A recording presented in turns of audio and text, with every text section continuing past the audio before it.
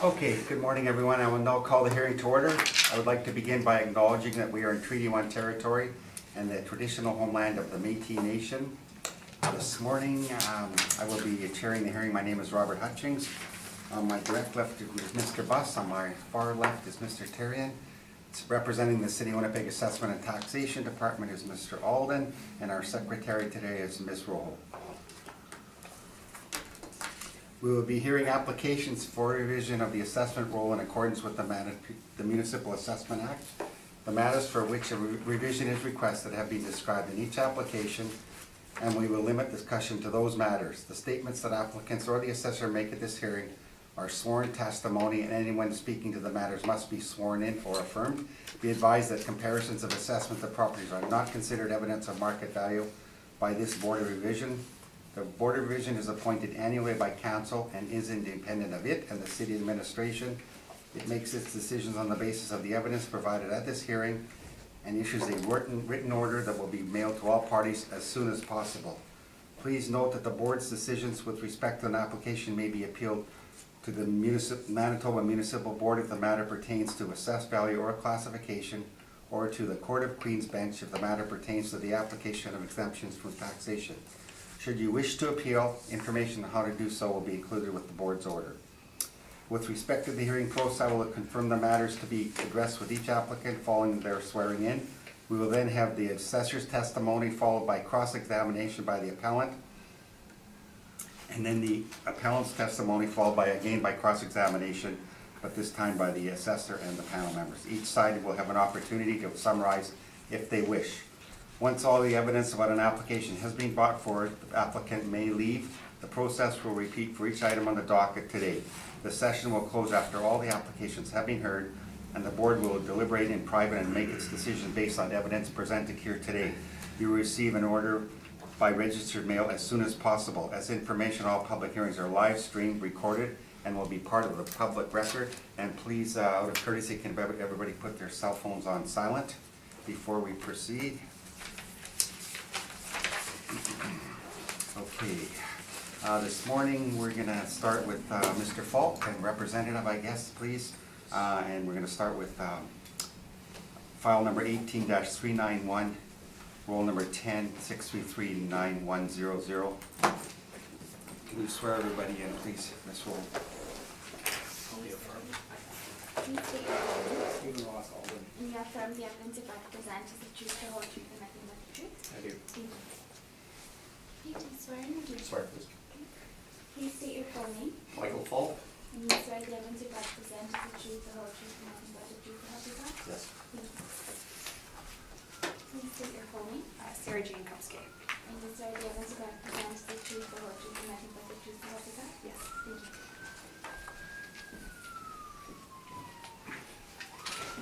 Thank you, Belen. Good morning. Yep. Good morning. Mr. Olin, good morning. Morning. I will start with file number 18-391, please, when you are ready. Yes. Subject property is located on, this one is Kenniston Boulevard. Rule number is 10-006-339100. Assessed value is $1,250,000. It is for vacant industrial land. Lot size is 263,578 square feet. This value of $1,250,000 has been determined by the Board of Revision for 2018. It was appealed, and that was the decision from that hearing. There is a municipal board pending.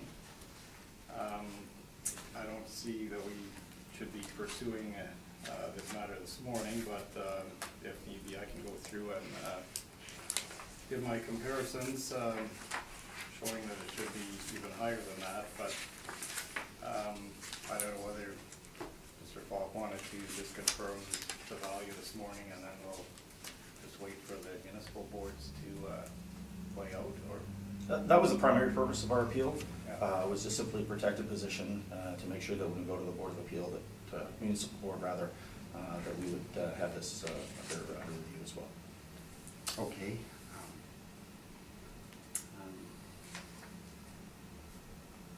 But I'd sure like to try one more time to convince you it should be much lower. That's your right. It is, but I said, you've already ruled on this and have Yeah. made your decision, and Yeah, I have to okay. respect that. Okay, could I ask Mr. Walden, so to clarify, this 2019 assessment rule reflects a 2018 Board of Revision decision? It does, yes. Okay, thank you. Okay, maybe before we proceed, Mr. Terrian, any questions? Well, that's fine, if they're okay with that. Okay. Mr. Buss? So just for the record, you're, you don't want to go through the whole, your whole brief, present it and request a lower value? Just for the record, you want to? No, just for the record, we are going to respect the decision of the Board Okay. of Revision. Okay. And we'll turn this matter over to the municipal board. Okay. Mr. Alden, any comments? Okay, fine. Okay, that concludes file number 18-391. Thank you very much. The next one we're ready to fight. I need to talk somewhere. Okay, next one on the docket is 1400 Waverly Street, file number 18-343, and we're dealing with the 2019 assessment value only, I believe. Yes, that's correct. Mr. Alden, when you are ready, please. Thank you. Subject property roll number here is 03-0705-30000. The address is 1400 Waverly Street. Excuse me. This is, again, vacant industrial land. There was a building situated on it, Robin's Donuts, that was demolished approximately a year ago, I think. The demolition permit is attached in my brief, I believe, on page 8. That was dated 2017 anyway. So the building was removed, the land remains. The square footage for the land, 35,427 square feet. It is zoned M2 manufacturing. It is a corner lot. It has two accesses, one off of Waverly Street and the other one off of Clarence Avenue. In my opinion, that would be a plus for value on this property. The assessment we have for 2019 is $609,000, works out to $17.19 per square foot. I have 4 comparisons here. There's a fifth comparison actually on page 4, but we can get to that after. First comparison is right next to the subject property. The location of it is shown on page 4. It's much larger than the subject property at 207,777 square feet. Similar in respect to, it does front on both streets, Waverly and Clarence. The sale was in March of 2016, sold for $2,450,011.79 per square foot. I would point out that this is much larger than the subject property, and due to economy of the scale, I would expect that the value of the subject would be a fair bit higher than that. Comparison number 2 on Rothwell. It's also zoned M2. It is again much larger than the subject, 142,164 square feet. That one sold in 2014 for $1,962,000 or $13.80 per square foot. That particular property is shown on page 5. Configuration is a little bit odd on that one, and it also, I would consider this to be landlocked. The access is not off of Kenneth Boulevard, it goes through one of the Rothwell properties. So inferior in that respect, and again, much larger, so economy of the scale would play into that. Comparisons number 3 and 4 are a little bit further away. trying to find similar size properties for the subject that are also similar zoning.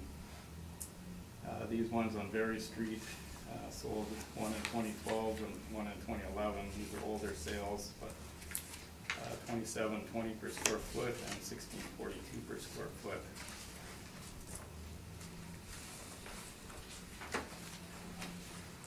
The locations of those are shown on pages 6 and 7. So going back to comparison number 5, it's on page 4. Is again 2 doors down from the subject property on Waverly Street, 1450 Waverly. Again, this is significantly larger than the subject, sold in 2014. It's a couple of years older, the sale, and sold for $10.65 per square foot. Considering the factors of the size of the comparison sales, the advantage of the subject property being on the corner, having 2 accesses, I feel that $609,000 for the value, or $17.19 per square foot, would be fair and equitable, and represent an April 1st, 2016 value, and would ask that you maintain that today. Thank you. Thank you, Mr. Walden. Did the applicants have any questions of the assessor's evidence presented?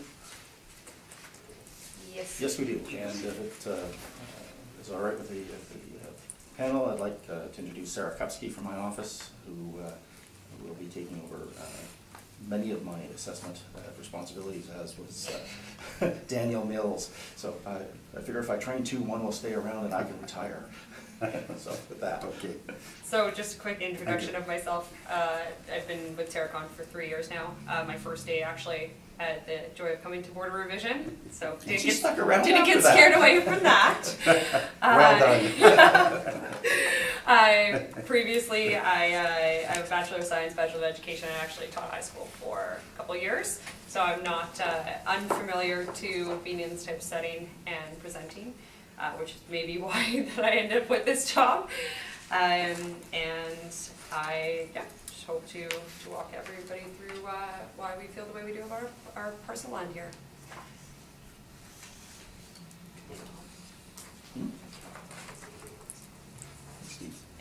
Sorry. All right, so Steve, with your first comparable, 1420 Waverly Street, can you please walk us through why you feel this is a comparable? Well, the location, obviously, it's right next door. It does wrap around the subject property. Comparable in the fact that it has the same zoning and on the same street. The difference being primarily is that it is significantly larger than the subject, and generally it plays out due to economies of scale that the larger the property, the cost per square foot would result from that. You mentioned economies of scale. Could you define economies of scale? Or Basically, how it refers to this? Basically, a larger volume would sell for less per unit. In this case, per square foot or per acre. So you're actually the other comparable for this sale as well, comparable number 5, which was the sale of 1450 Waverly Street. Yes. At a per square foot value of $10.65. Both these sales in the 10 and almost 12, or I guess 11 and $12 range, compared to our value of 17. How did you come from a value of 10 to 11 to 17? I did not do the calculation on it. This was due to our computer assessment evaluation model. It does take into factors of location, size, and various factors. It does develop a rate and takes all those things into consideration. But I do look at the number that is produced, and in my opinion, looking at sales comparables, it does fall in line and would be fair. So what would the factors be to lead you to that conclusion? Surely it can't be just a dart that you throw against the wall. I Oh, understand of fully course that not, the yeah. computer generates a number, but you know, Yeah. you're the professional and you have the Yeah. experience and you have the knowledge. So walk me through some of the factors that would give you a spread between, you know, almost $5 a square foot. Yeah. Factors would be, it does look at all the sales, they're all analyzed and entered into The our system. computer does a great job, I understand that. What's your opinion? You just said you support that Yeah. number. The- What are the factors that, and facts, not opinions, that lead you to the economies of scale that take you from $10 to $17? I can't give you a calculation on that, but the factors. Then how did you the factors concur with involved- $17? Mr. Falk, please allow him to answer. This is why I need to retire. Yeah. The factors involved would be primarily, as I've said, the location. It does look at size, and it does analyze all the sales. It does consider whether the site is serviced, the location of the city, whether it's on a high-traffic route, whether it's a corner lot even. Some of the factors, well, they're included on the front page of the brief, whether it's on a bus route. These are the primary ones. It does show bus route, bus stop, external corner, heavy traffic for industrial or commercial use would be an advantage. So. Thank you. Other than an exact calculation of the mathematics of it, I can't give you that. Oh, thank you. With all these similarities, being that the factor that you just stated with a bus stop, bus route, heavy traffic, external corner, are you aware of the vendor that sold and purchased the land? I guess the vendors? Of the subject property, No. Not of the subject property, sorry, of the comparable number one. I don't believe I have that information. I do not. Under comparable number one, what are some of the land influences there? Other than, sorry? Well, your land is, you answered my question very completely with respect to factors that develop a spread for economies of scale. And you cited land influences. You read bus route, bus stop, external corner, heavy traffic. So I'm asking you, what are the land influences for your comparable number one? For comparable number one, Yes. they are the same except for we don't have the external corner for it. Right.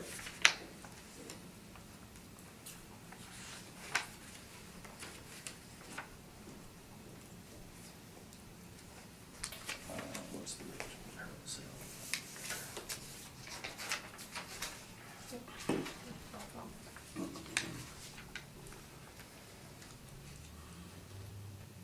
Yeah, Rothwell sale. And what were the land influences for the Rothwell sale? Again, as shown on the brief, would be bus route and heavy traffic.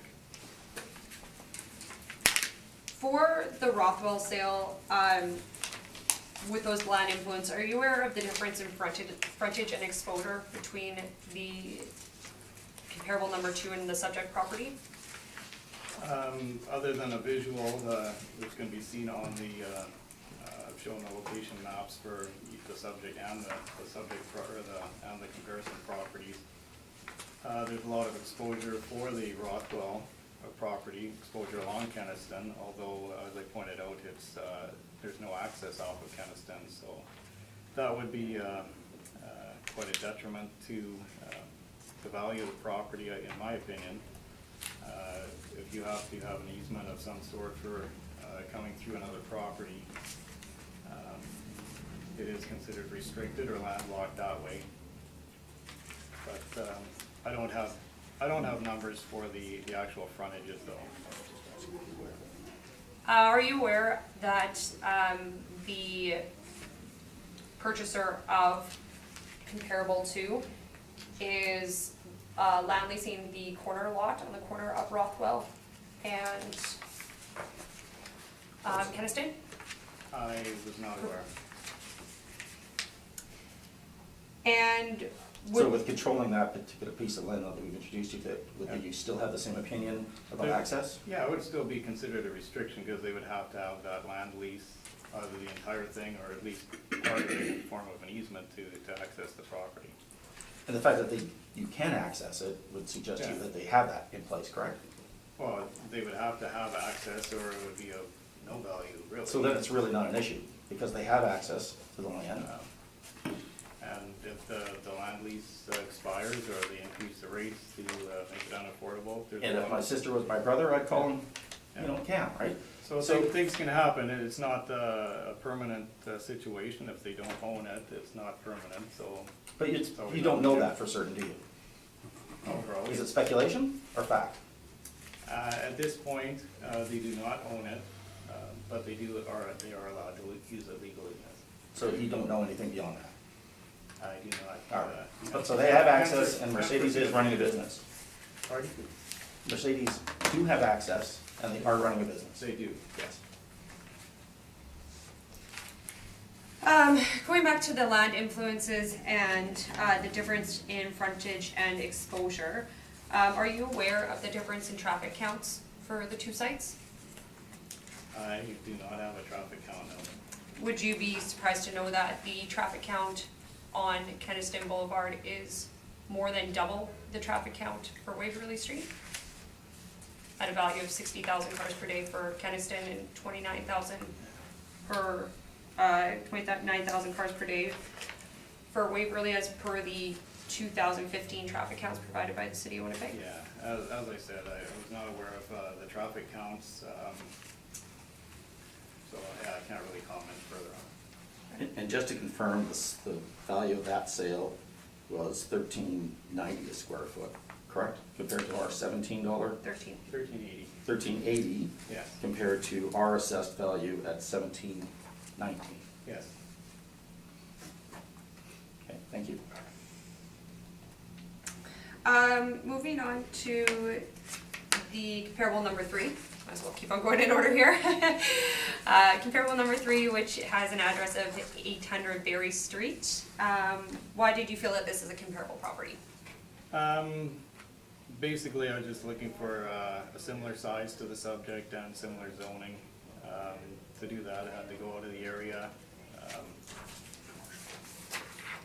The subject property, I think, is probably at least equivalent for the, in terms of location, if not better, but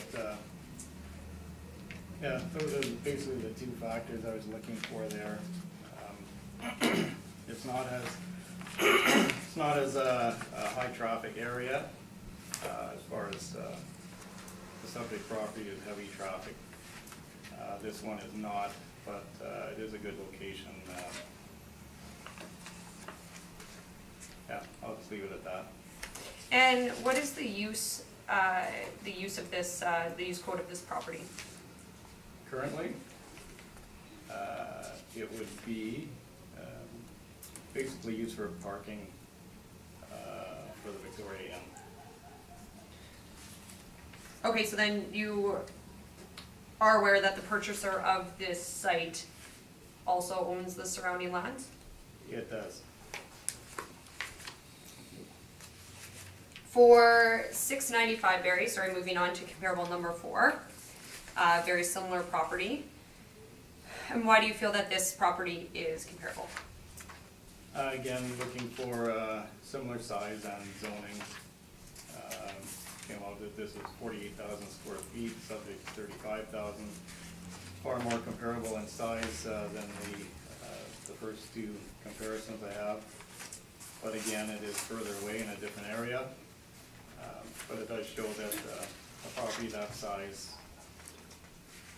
on a heavy traffic street, zoned M2, could reach a price of $16.42. But I would also point out that sale is in 2011 and our reference date is 2016. So you would expect somewhat of an increase when you time adjust the sale.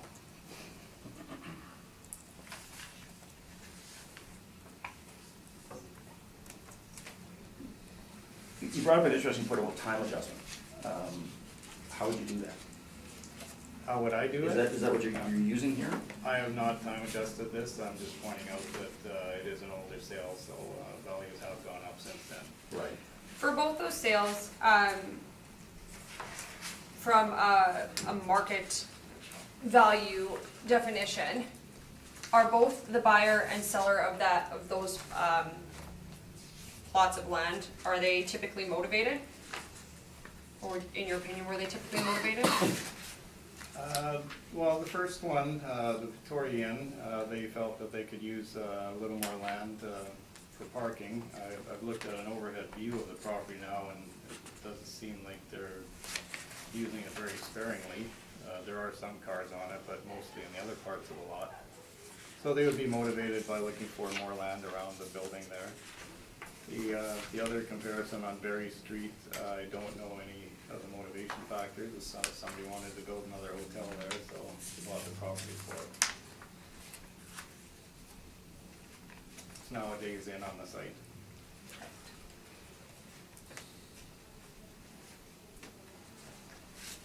In your opinion, the two other, or sorry, would you be surprised to know that the two other hotel chains that surround that corner of 695 Berry are from the same ownership group, and that potentially this could be viewed as direct entry to the market for a competitor? Not aware of the ownerships of the property. So with the I guess three comparables, comparable 2, 3, and 4, having a use of vacant commercial, do you think compared to comparable 1, do you feel that the vast difference in uses for the later 3 are the best use for comparables, or comparable 1 where we now have, which you've confirmed, the same land influences, the same use, and the same zoning, same location? Well, in terms of the vacant commercial use code on those, at the time of the sale, they should have actually been considered in view as well, vacant industrial, just due to the timing of the purchase, and then, you know, either becoming part, in one case, part of the Victoria Inn, which would be commercial, and the other one building something on site, which would be commercial, but looking at the zoning of the property, that's what would have indicated if it had remained separate vacant land, it would have been vacant industrial. So I feel that they're comparable in that respect. But which is, in your opinion, the best comparable of the ones you've presented? It's hard to say, because I value location quite high, but I also look at the size, and we have to kind of make adjustments accordingly.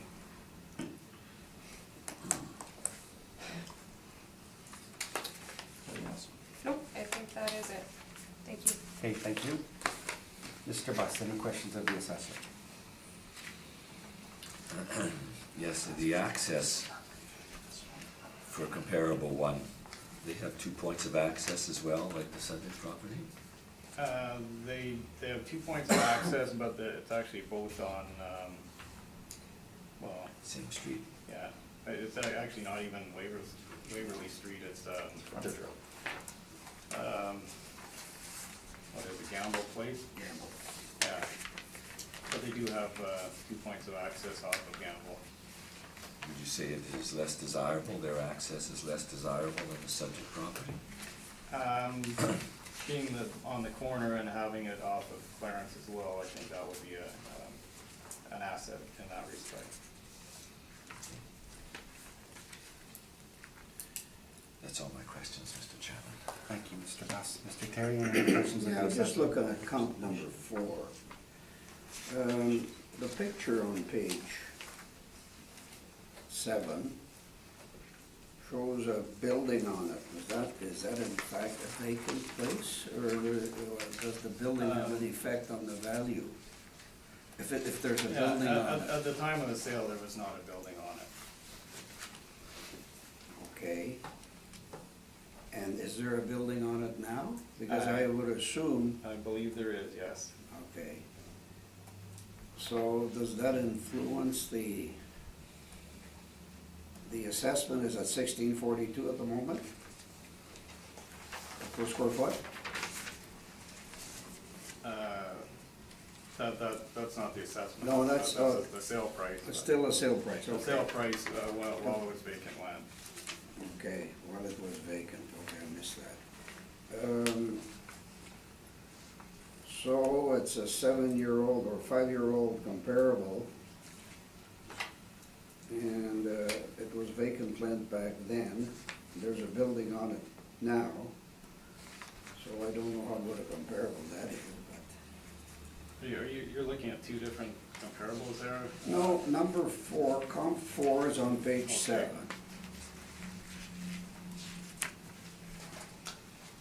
Okay, right, yeah. And I see a building on it, that's Yes, why I was yeah. asking that question. That is the days in, I was looking at the other comparison. But again, it was a vacant site when the sale occurred. When the sale occurred. Okay, that's all, just trying to get that words on it, thank you. Thank you, Mr. Terrian.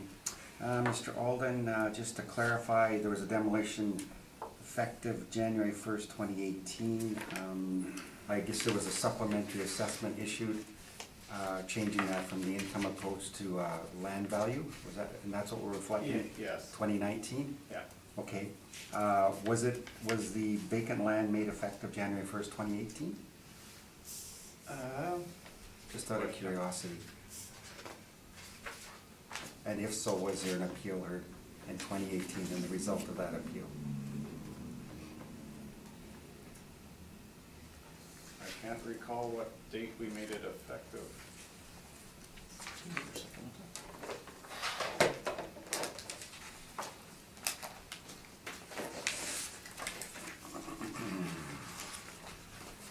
Oh, yeah, it's on June the- 21st of 2018. Yeah, Yeah, the last June page of the 21st, brief, okay. yeah. And was there an appeal filed on that supplementary assessment for 2018? Yes, it was. That's what Yes, we said. this is, That's what we appealed. And we appealed 2019 too, right? Okay. Or were you getting with the, Was 2018 heard at the Board of Revision level? Do you No, know? it was not. Does either party know? No, it was not. It was not. So the appeal wasn't filed on the supplementary assessment? I'm gonna have to check my paperwork, I believe it was. I believe that's what triggered it. Okay. Mr. Alden? So what are we hearing, are we hearing 2019 today? We are. So there would have been a There supplementary. should have been a assessment. supplemental for 2018. Yeah, effective June of, So- approximately July 1st That's right. of 2018, and I'm wondering if either party knows whether there was an appeal filed on that supplementary assessment. And that would have reflected the land value, going from income approach to land value for 2018, I believe. Yeah, it's on page 9 of my brief, I actually put in the notice of change. Does show January 1 effective date of 2018, going from 1,227,000 to 609. Okay, so the 1,227,000 was reflective of income approach? It was, Plus yes. land residual possibly, or no? It was the income approach, no excess land, as far as I can recall. Okay, okay. So we had a 2018 value sitting at 609,000. We're still in the same 2016 base year. And based on our demolition of the property and the change of use from income to vacant land, vacant industrial land, I guess. And neither party knows whether there was an appeal filed for 2018. I can't recall. Yeah. It I- apparently wasn't heard. I didn't look, I was just looking at what was on the docket. Yeah, of course, no, yeah, I'm just wondering if either party recalls, okay. Okay. Thank you. So we've got 2014, I'm looking at your comparables, market evidence of vacant industrial land. The first comp number 1 and 2 are larger. 1 occurred in 2016, comp 2 occurred in 2014, comp 3 and 4 in 2012 and 2011. And I think the comp 5 occurred in 2014. And you said you don't apply any time-adjusted sale prices on land sales? No. Okay, so in your opinion, do these older sales, 2014, 2012, and 2011, and 2014 require an adjustment upwards or downwards? They would all be required to be adjusted upwards if we're doing time adjustments on them, But you haven't done any time adjustments. which I've not. But in your opinion, these sales, the current market in 2016 is higher than these sale prices per square In my foot are opinion, reflected? it is, yes. But that's not reflected in this brief. No, I'm asking his opinion. Okay, thank you. As a professional, okay?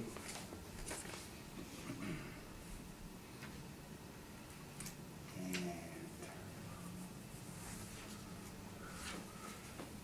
okay, so let's look at inferior or superior locations.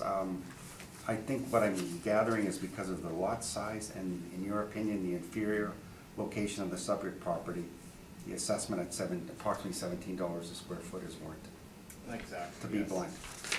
Okay. Is that fair to say? That is my opinion, yes. Okay. All right. I have no other questions. Appellants, when you're ready, please.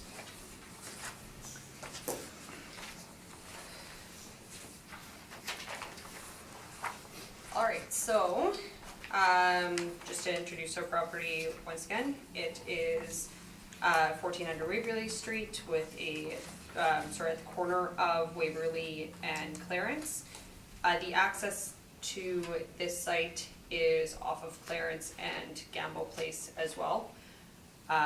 So 2 entrance points to the site.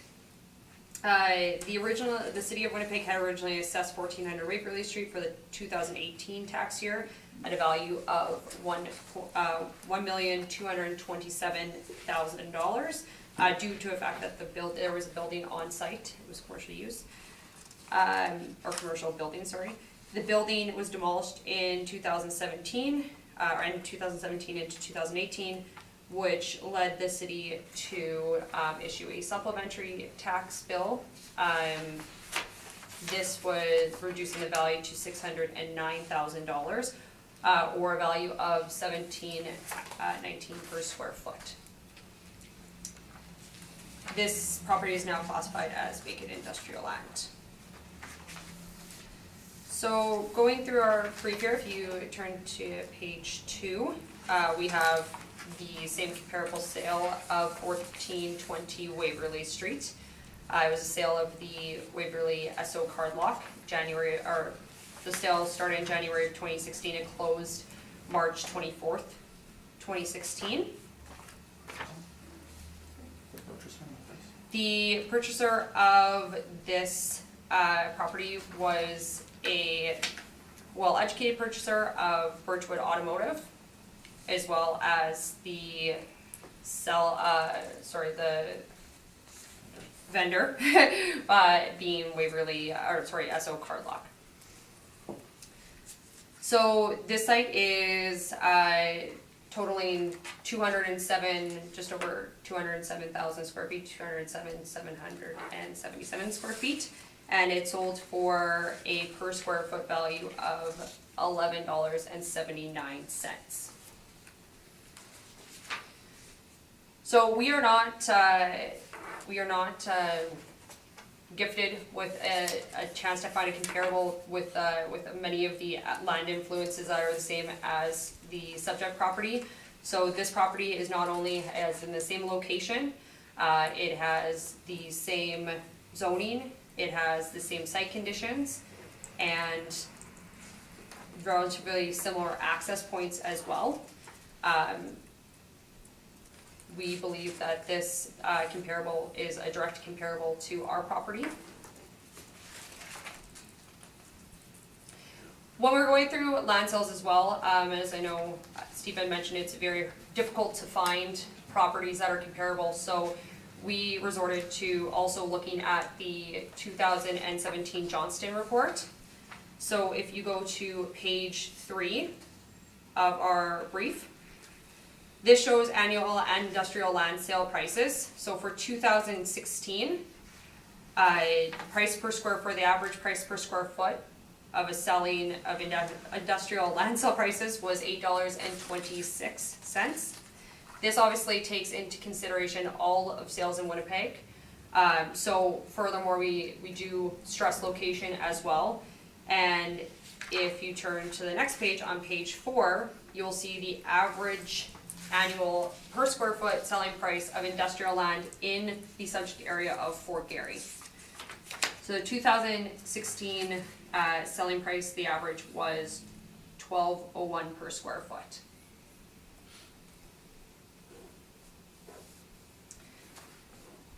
When you take both of these things into conclusion, so a direct comparable property that just sold, it was sold in the reference year as stated before, with a sale price of $11.79, and then the average selling price per square foot of $12.01.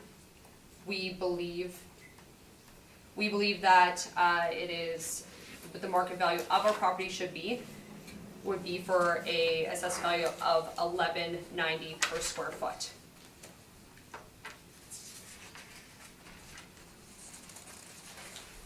Yeah, just as again, we fully recognize that the assessed value, we don't use comparables assessments as an indication of value, but we do have to use comparables sales.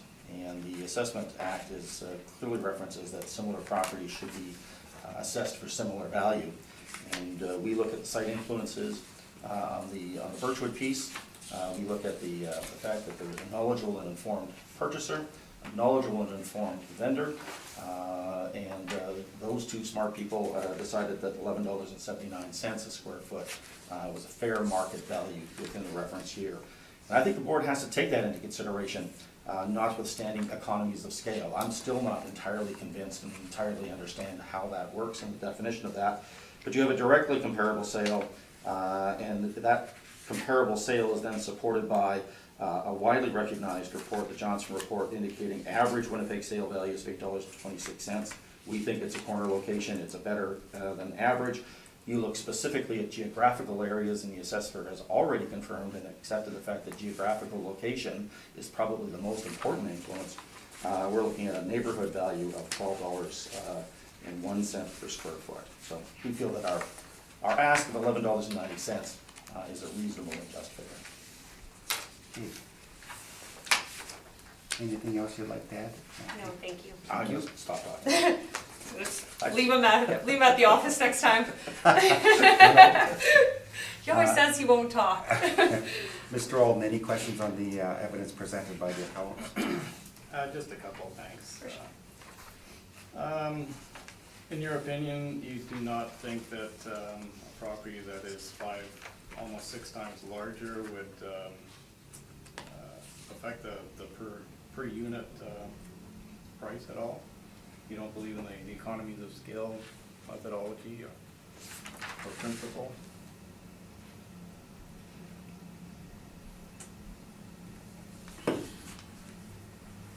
When it comes to, for economies of scale, there has to be some consideration taken. However, we believe that we have looked and tried to find comparable sales all over in regards to industrial land in Winnipeg and in surrounding areas. Therefore, we believe our adjustment reflects this. I'm going to be a little firmer. I'm just going to say no.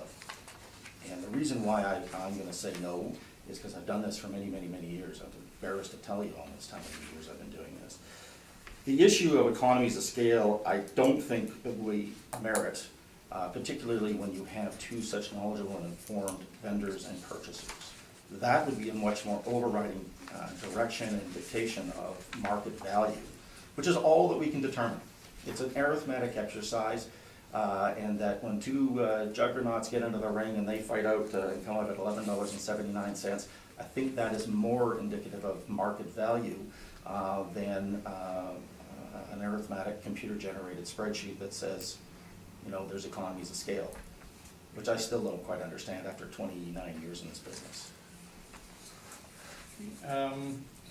If that sale adjacent to the subject property, if it had an additional access onto Clarence, do you think that would be an advantage?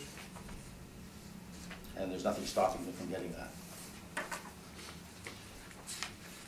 At the time of the sale, there was not an access though, was it? Off of Clarence. No. You're referencing the Johnson report indicating for 2016, Fort Garry area 1201 per square foot average selling price of industrial land. Being an average, that would suggest that there were sales that were higher and lower than the 1201. That would be correct, yes. Okay, what? She was a math teacher, so careful, tread carefully here. What factors might cause the selling price to be higher? I think one of the major factors is a motivated buyer. If you take into consideration comparables 3 and 4, where you have two purchasers who are extremely motivated to have that desired property, then I believe that could be the same for higher land sales in an average calculation. And why an average? Well, we don't know what values actually went into this average. They could actually be 50 cents higher, 50 cents lower, and you could still come up with $12. We don't actually have that information in front of us. Motivation is the biggest swing in value. And if you've got something that somebody else wants more desperately than anybody else, they're gonna pay more for it. There's no question There about also it. could be. And, you know, but, you know, your computer takes into consideration the variety and swing of spread and prices. No different than the less computerized Johnson report would do, or any arithmetic, mathematical averaging that we would take into account. Right, I have no other questions, thank you. Thank you, Mr. Alden. Mr. Terrian, any questions of the appellant? No, I have no questions. Thank you. Mr. Buss? In this sale, the comparable that we're talking about, who were the buyers and sellers? The purchaser was Birchwood Automotive Group. So the Chipman And the family. vendor was, The vendor was Esso. It was an Esso car block. so, and you're, I believe, saying that both of them are knowledgeable in the buying and selling of property. Correct. So as much as a knowledgeable purchaser is going to get a better deal, a knowledgeable seller is going to get a good price for it as well.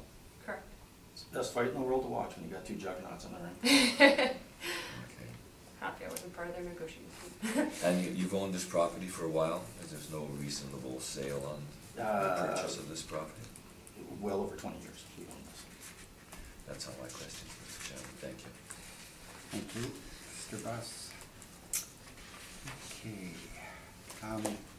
So you were asking us to reduce the assessment from $609,000 down to $421,600, reflective of your opinion of market value. Have you ever had a professional appraisal on this property since it was demolished? No, we have not. Okay, and would you, if you were to listed it for sale in 2016, would you sell it for $421,000? I would only sell it for market value. Okay, in your opinion, it's $421,000.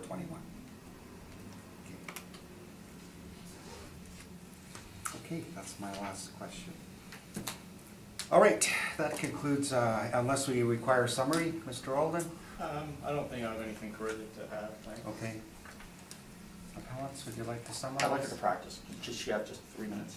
Of course. You get 3? 5, how's that? All right. Oh boy, no, you don't want to give me more time. I could talk forever. Like, Oh, no, this you is can very have all the time you dangerous. want. We set those clocks a little back.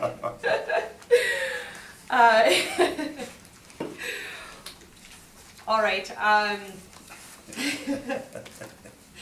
So thrown right into this. Take your time. I It's good appreciate practice. it. Thank you. had to do this, they let me do this with teaching, so I might as well start with assessment as well. That's right.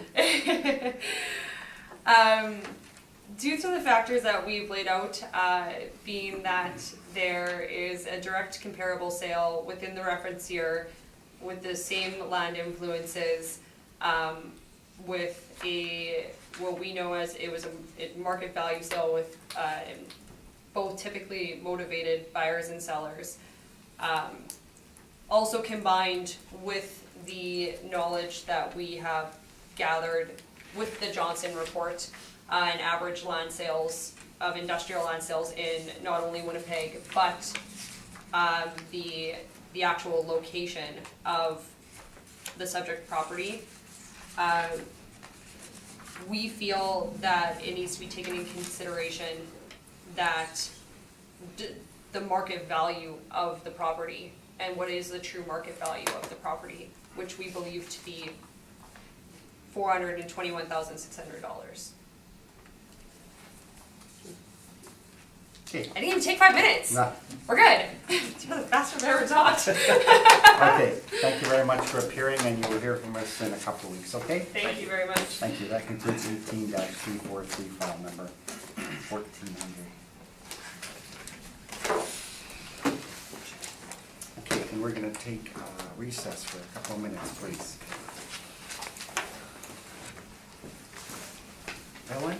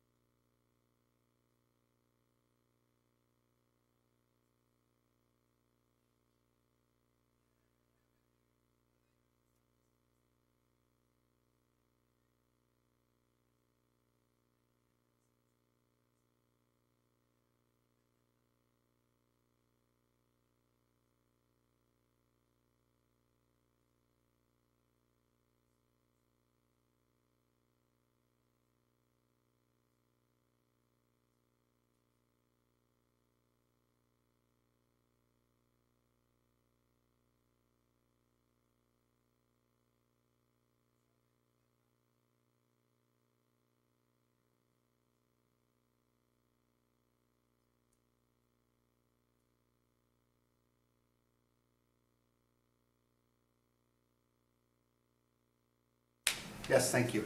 I will now call the hearing back to order.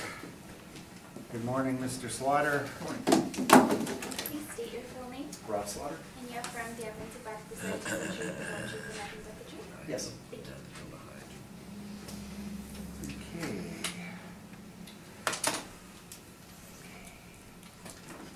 Mr. Slaughter, we are dealing with file number 18507, roll number ending in 7037300, and we're dealing with 2019 value only. Yes. Is that correct, Mr. Alden? Mr. Yes. Slaughter, yeah, okay. And I note that there is a recommendation on the property Mr. Alden has made. I'm not sure if you're aware of that, Mr. Slaughter, whether you're... I was, and I appreciate Mr. Alden's looking into this value, but we will continue on the value. Okay. Thank you. Thank you. Okay, Mr. Alden, whenever you are ready, please, 18-507, file number. Thank you. All right, the subject property here is, the roll number is 04-007-037-300. It's vacant industrial land. We have it as for the parcel use code. It is a hydro property. It is would be considered a hydro corridor. Runs through various zoning areas, including the R1M, R1L, M2 manufacturing park. Is a total of 11.28 acres. If we're talking in terms of square footage, 491,422. The assessed value was $3,107,000. That worked out to $632 per square foot, or per acre it would be $275,406. I do have a recommendation here. Well, first of all, we have there's 4 comparisons I have on the page here. As you can probably appreciate, trying to find something comparable to a hydro corridor. We would consider it industrial use, having the poles and lines and whatnot on it. So looking at an industrial type zoning and parcel use code, we're going to come out with a lot of comparisons that in a lot of ways aren't that comparable. These ones do range from 200,000 roughly up to 604,000 per acre. The subject property is at 275. We did an extensive review on this, both myself and Rod, trying to make some order out of all this. One thing I did come up with is found one of the hydro corridors that we had assessed did have a designation or a couple of parameters, I guess you'd call it, things that we have in our system to describe the property. And it was considerably lower than the subject property here. So adding in the same factors, recalculated the new table rate came out to $266 per square foot. Continuing to review the other properties, trying to compare and analyze, I felt that 266 would be far more comparable, at least in terms of comparing hydro properties. This results in a value of $1,309,000. That's my recommendation for the subject property today. On my brief, we do have on page 2 an overhead or a map outlining where the property is, running kind of on a northeast angle up to Chief Pecos Trail. Again, page 3 shows the subject property, shows a mix of residential and commercial properties around it.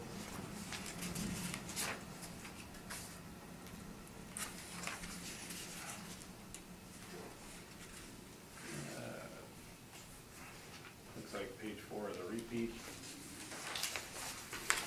It has locations of the comparisons as well. As you can see that they are not hydro corridors. but just gives you an idea of what some of the industrial properties are out there for industrial use, what they sell for. Again, I feel like 266 is very fair. I don't know if it's appropriate to bring it up, but there was at a docket on Friday with similar properties. There was one, maybe I should wait to ask him after, but the one on Goldsby, and ended up just asking for confirmation on that. I don't know what the reasoning was, but that one I noted was $252 per square foot. So I thought the 266 still fell in line. But anyway, that is my recommendation this morning. Thank you. Okay, thank you. You know, before, Mr. Slaughter, before I ask you questions, I also note on the appeal that there's classification request, and I missed that. I thought it was just value. Yeah, So are there's you classification on at least one or two, I think. this one here? is- I believe, yes. Okay, so you want to proceed with the classification also? Well, I'd like to keep it under appeal, Mr. Chairman. I'll kind of explain my position. Mr. Buss had heard it on Friday, but I'll kind of go through it again. And it's really, well, maybe I'll save it for my explanation. Okay. And in the end, if we're satisfied with the value, classification becomes less of a concern. Okay, And I'll explain why. okay, all right. Okay, Mr. Slaughter, we'll just proceed the way we started here. Would you have any questions on the assessor's evidence so far? Thank you. Mr. Alden? Yes. In general, would you agree with the statement that development and/or income potential is what really influences value of land? It would influence it, yes. Okay. And as you mentioned, you recognize that the subject property is kind of a little different than most industrial properties. It's very long, narrow, predominantly landlocked. Would these factors be negative factors as far as the development and/or income potential of the site? They would be negative factors, yes. Okay. And I think you mentioned as well that you agree that it's difficult to find comparisons, but the comparisons that the mass appraisal model had produced are not really great comparisons in their physical attributes. Yes, I would say they're not that comparable. Okay. I think that's all the questions, thank you. Thank you. Mr. Buss, any questions of the assessor?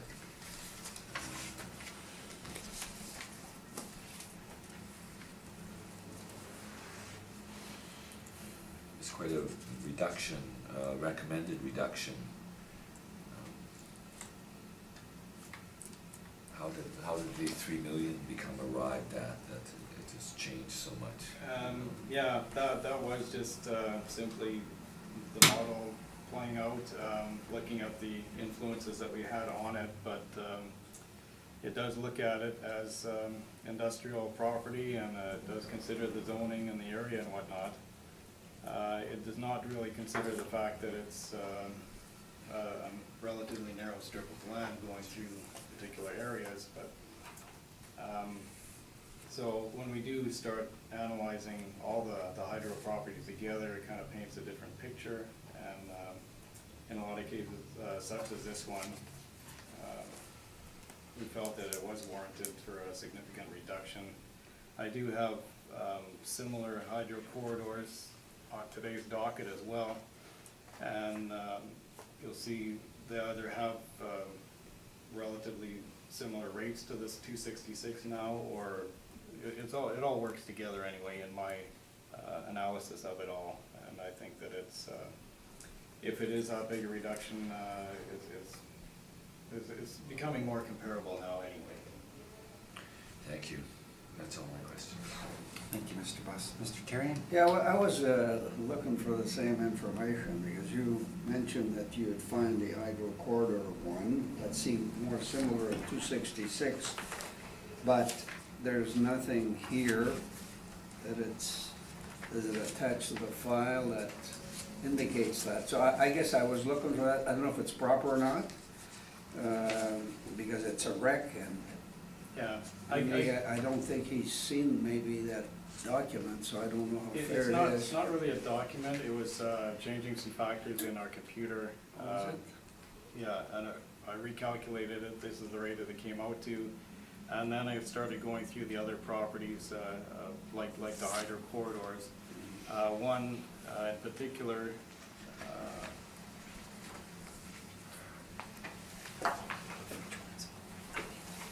find it.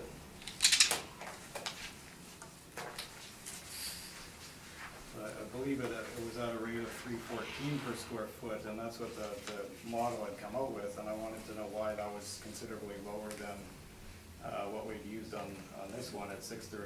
And using the same factors, describing the type of property, I just modeled, So you put it into the model, Okay. and this is what we get. In some cases, I'm just asking for confirmation because that's what the model said, and it is, all of these are gonna be pretty much lower than a typical industrial sale, but now it's a matter of opinion of how much we're gonna be adjusting these sales to. So you revised the model trying to bring in all the factors that would apply to a situation like this. Yes. And that's what came up with the 266 Yes. that you're applying. Yes. That's all, Mr. Chairman. Thank you. Thank you, Mr. Terran. Okay, so Mr. Alden, this is currently used as a hydro right-of-way for power lines? It is, yes. Okay, and it belongs to Manitoba Hydro, I guess? Yes. Okay, and what is the classification right now? The classification is 60 or other. Okay, 60 other, okay.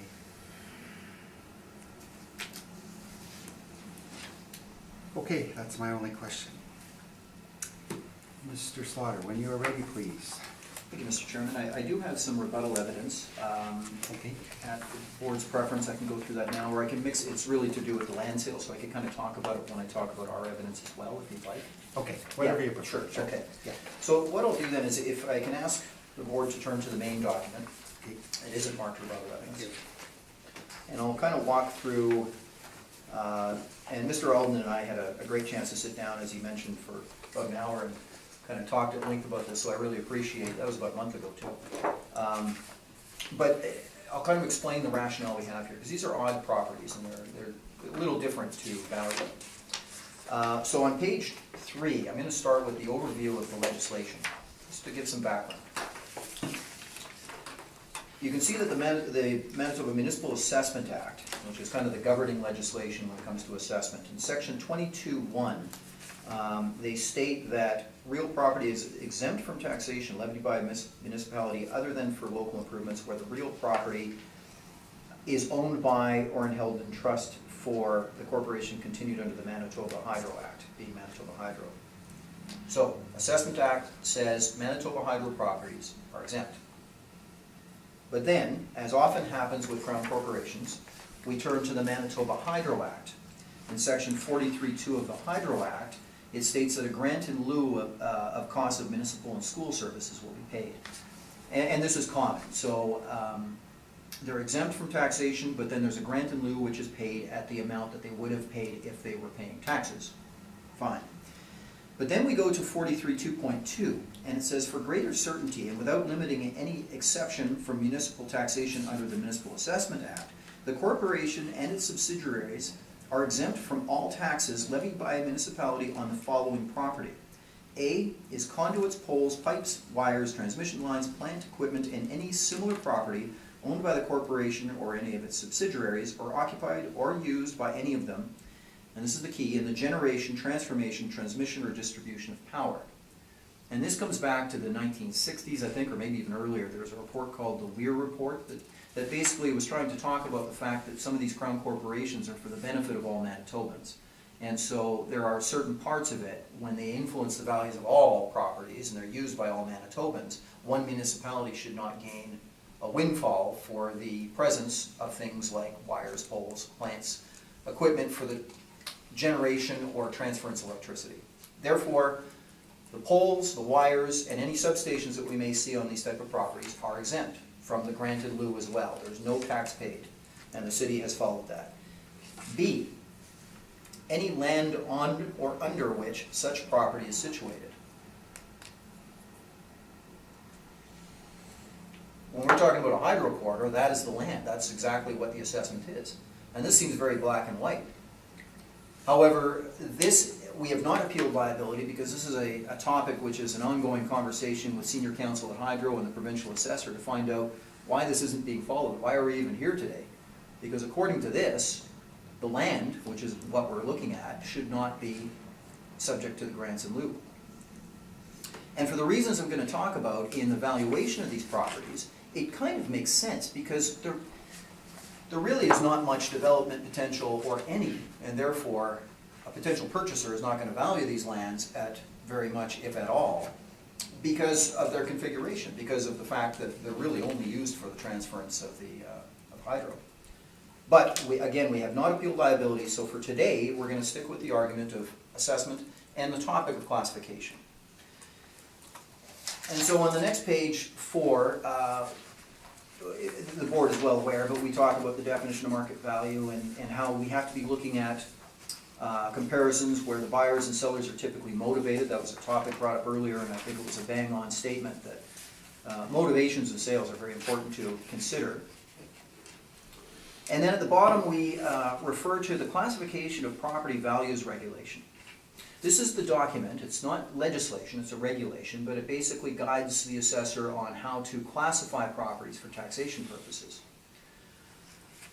And what is interesting is that the category residential 1, it applies to 2 as well, states that the class of property known as residential 1 consists of the following. A and B are if it's actually used as a residence. That's pretty obvious. But C is interesting. If it's undeveloped, unimproved, vacant, or abandoned land that is lawfully usable, therefore the zoning would allow, primarily for a residential purpose. And so what you find is that vacant lands that aren't used for residence right now, but they're zoned residential, will typically be classified residential. And the same logic follows for agriculture. The reason I bring this up is that if the assumption is that the value that we're discussing is based on the sales of properties that assume a different highest and best use for the subject property. Like if you're saying the subject could be this, it could be a residential development, or somehow you could, physically you can't, but let's say that was the argument and therefore we're looking at these sales.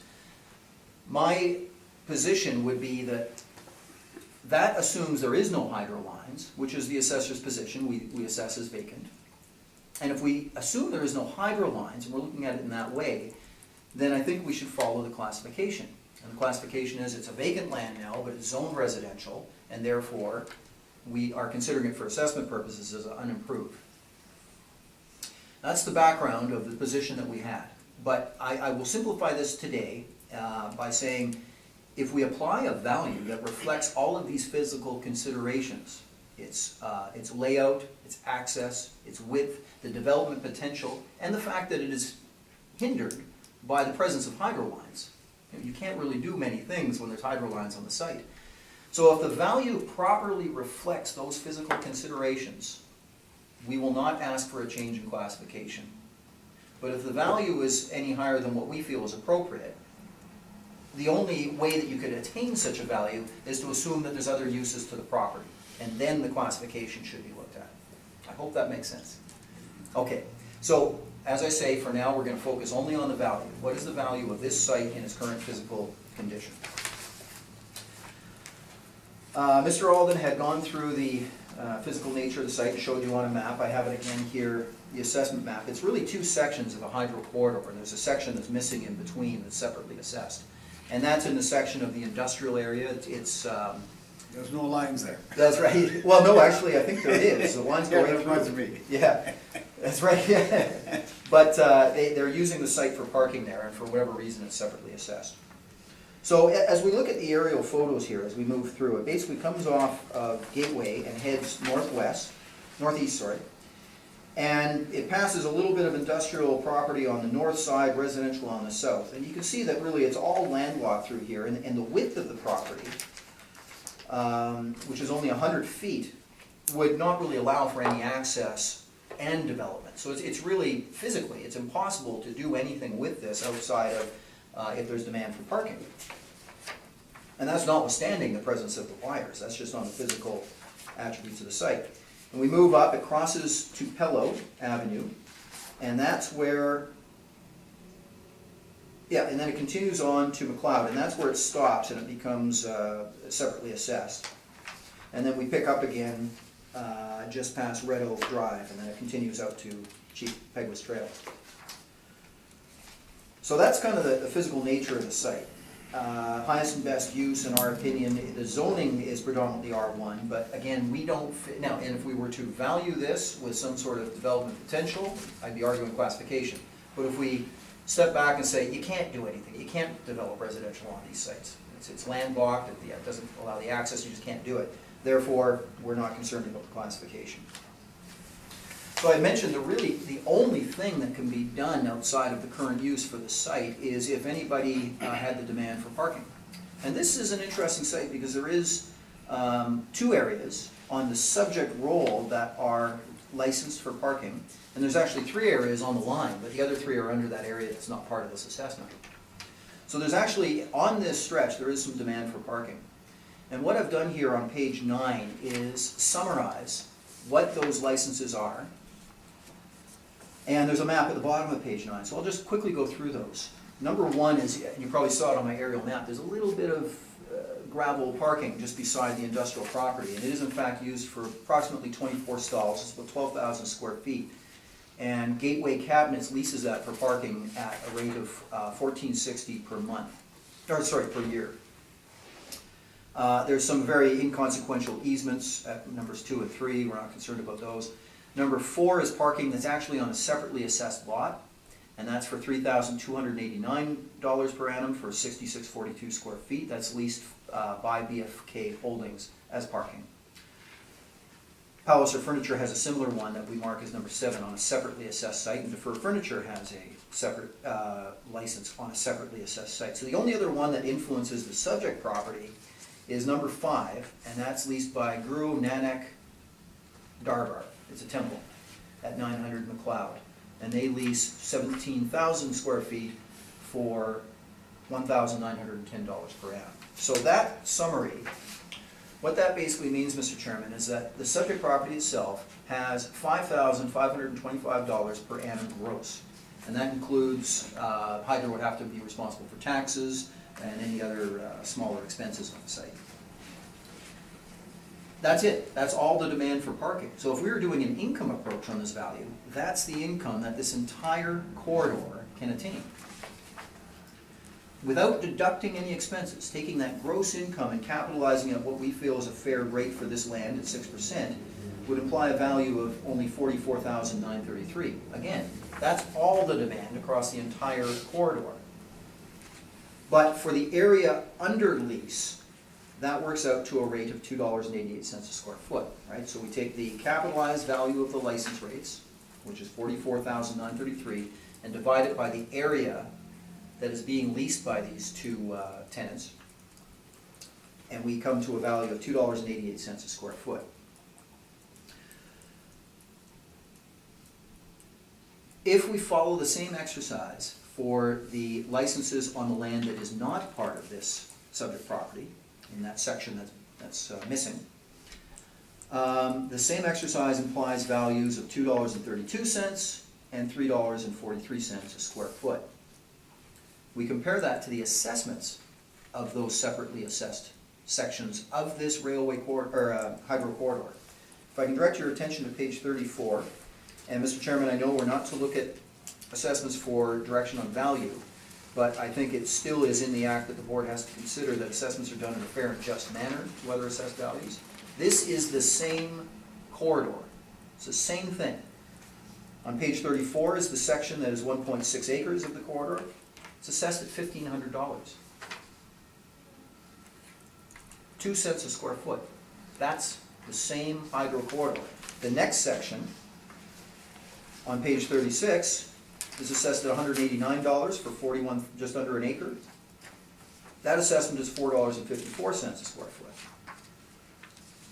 Just for that one small section of the corridor that has a great demand because it's in a section that's right beside these industrial areas. So certainly the rest of the landlocked corridor that doesn't have this kind of demand should not have an assessment as high as those, nor should it have an assessment as high as what the actual lease rates capitalized indicate as value. And again, when we look at these lease rates, they're ranging from $232 to $343 a square foot.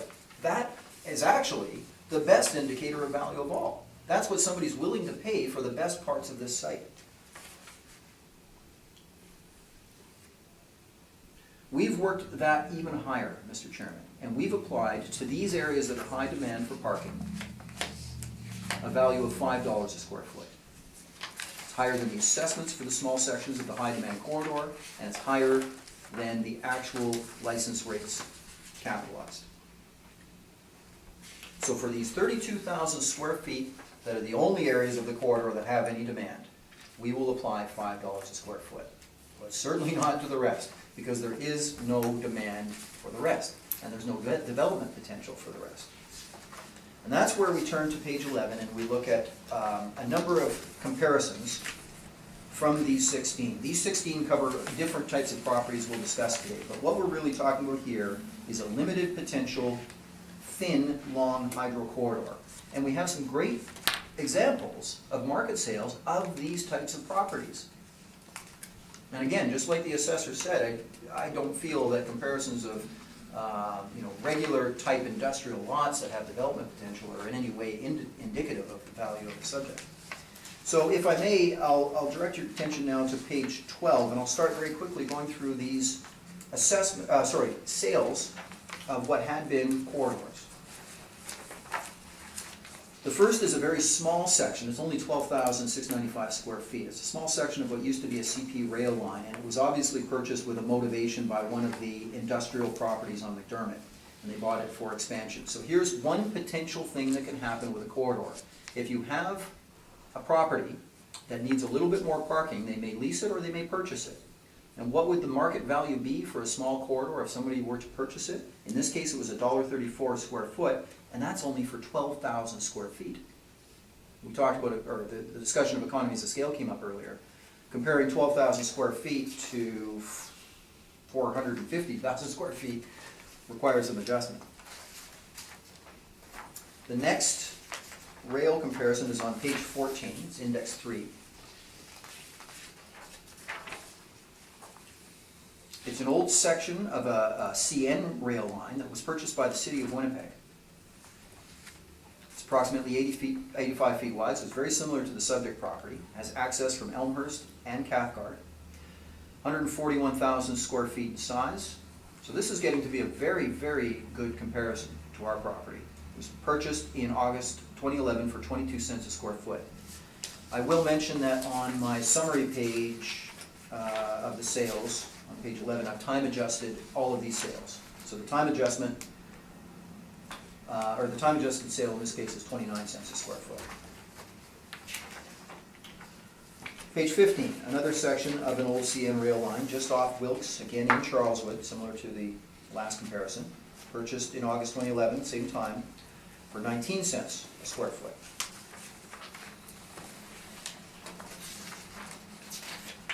The next comparison is on page 17. This is an old CP rail line that ran diagonally from the south of Commercial Avenue across King Edward Street to Jefferson Avenue. You can see it here, it runs right across the page. What's interesting here is, and this is really interesting, because when it was a comment made earlier, which I think is exactly right, we have to look at the motivations, and Mr. Alden had said this as well, at the time of sale. And I have researched this property at the time of sale. Actually, at the time of sale, it was zoned partially with residential, RR5 and R1M. And at the time of sale, in February 2013, there was already discussions to develop this area as a residential development. In fact, I think it was Terracon, to be honest, that developed this section.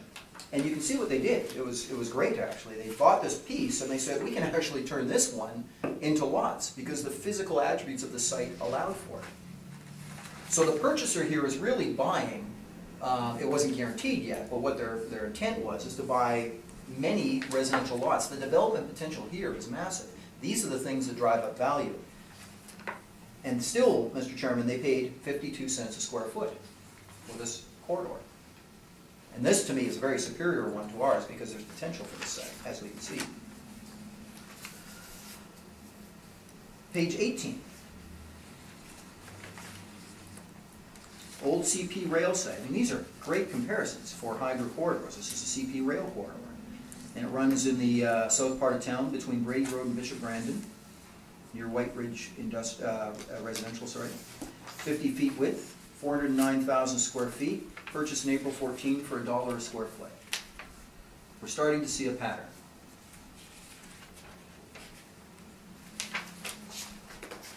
Page 19. Old CN rail site, again, a great example for the subject property. Running right along the back of residential properties.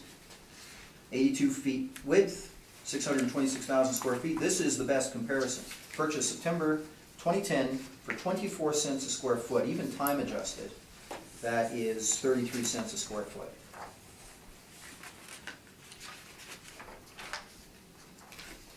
And the rest of the comparisons are more for larger development sites, so they don't apply in this case. So what we have, Mr. Chairman, is we have two things. We have an upper limit for the best parts of this corridor based on the income potential. That indicated a value somewhere around $3 a foot. I've increased that to $5. For the remaining majority of the subject property, it would never command such a rate because there's no demand for parking that we can see. And based on the very compelling and comparable sales that we've examined, a value no more than $1 a square foot should be applied. So on page 28 of Summarize, we've broken the property into different sections. We've applied the varying rates. It blends to $1.26 a square foot, or $620,000. As I mentioned, if we apply this value, it can't be based on highest and best use of properties used for other purposes, and therefore I would not argue classification. But if we go any higher than this, I don't know what the evidence would be, except properties that would be of a different use. And then I really start to worry about how we classify this property, because we have to assume that there is no hydro lines on it in order to get any use out of it like the comparables would have had. So again, to summarize, with what I feel is a very compelling value based on market evidence of $620,000, we will accept the other classification. The appendix, Mr. Chairman, is just excerpts from those licenses that I mentioned and the assessments that I referred to. And that completes our presentation. Okay, Mr. Slaughter, the rebuttal. Thank you very much, Mr. Chairman. Yeah. You know what, I'll make this one very quick because we kind of alluded to it. There are photographs, aerial photographs of each of the properties, but really the main point in these is they're not at all comparable. These are all industrial sites that have great development potential based on their location and their configuration. One is used for trailer storage on Fife. The second is two-sided, it's on Dunlop and Hutchings. It's a great property. Not at all comparable because you can actually do things with these sites. Number 3, again, it's right on a retention pond in the new Innsbrook industrial area. And number 4, actually, it's not comparable, so I'm not going to focus much time on it. But what's interesting about this is when we look at the motivations, and you take a look at the streetscape of where this property is, whoever bought this property is not going to be developing as industrial. This is going to be a residential site, in my opinion. It's right in a residential neighborhood, residential all around it. It's probably going to be multi-residential, just like the properties beside it.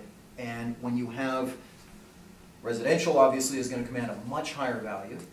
And multi-residential, you get more density, so you get higher value again. So even if we were looking at a typical industrial site, I would argue that this is not comparable.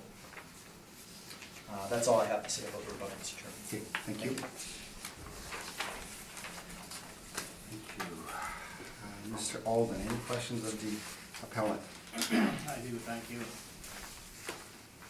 On page 9, you start talking about the licenses in place along this corridor. And point out it's licenses and not leases. Can you elaborate on that? Well, I don't know exactly the background on these, but my pretty strong assumption is licenses don't run with the land. And Hydro has to be very careful about when they set up allowances on these lands because they still require access to the site. And at any time they might need to say, look, this doesn't continue anymore. So it's probably why a license is set up rather than a lease. The difference again being one runs with the land and one is only based on the agreement at the time between the parties. Meaning they don't have exclusive use of the property as in a lease. Well, you're right, actually. That's not necessarily because it's a license, but the license allows Hydro to access the site if they need to access the poles. That is part of the agreement. But the main difference is that if I bought this property, these licenses don't exist anymore because they're only an agreement between the parties in the license, between Hydro and whichever the licensor is, licensing. All right.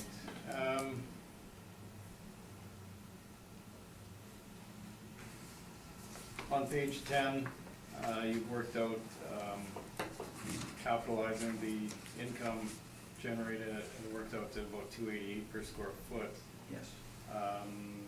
But you're gonna go with the $5 per square foot? That's correct. There's two adjustments that I made subjectively. One is exactly your point, Mr. Alden, that there is the allowance of access. So in that way, it's a little different than a complete control of the site. On the other hand, though, this is a gross lease. Hydro has to pay any tax which is attributed to this site. So typically, when we look at a land lease, we make a deduction for expenses before we capitalize it. But in the end, I still felt that the allowance for access would warrant perhaps an upward adjustment slightly to the capitalized value. Subjective adjustment might not be warranted. In that chart below, albeit not comparing assessments, but I was curious as to where the implied values come from in that chart. It's the same rationale. I'm taking the licenses for those sections that are not part of the subject property and then capitalizing them at their full amount, so not making any deductions for expenses, and then dividing that capitalized value by the square footage. So it's the same exercise I did with the subject. Capitalizing what amounts, so the assessment amounts, or? No, the license rate. You actually have the license amount. Yeah. And those license rates are shown on page 9, so the ones in red are the ones that are not part of the subject property.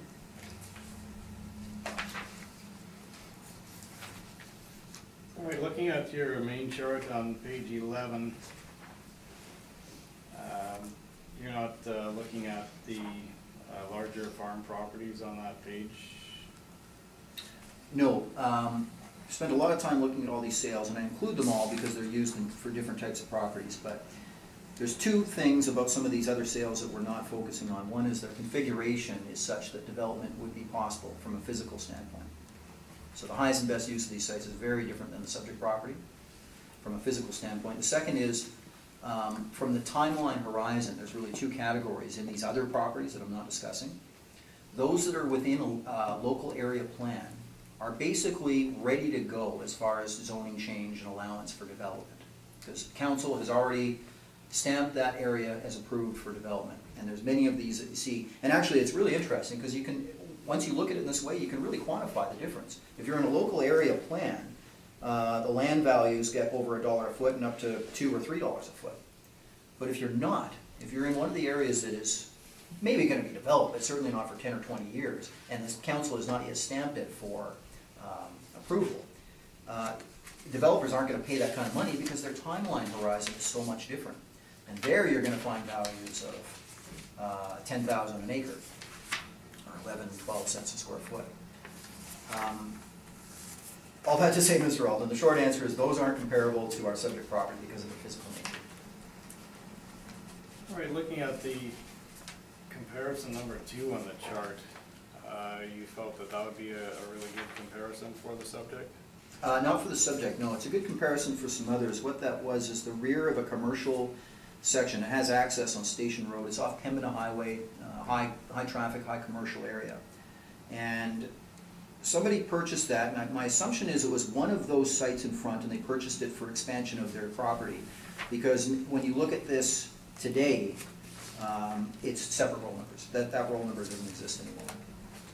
So this is a comparison I use in cases where there's definite development potential for a section of the site. It actually is a bit of a support for my $5 that I applied for those areas that do have demand. But again, this site doesn't have a hydro line down it. It does not, and even though there is access to the land, it is in behind, and you would consider a relatively restricted property.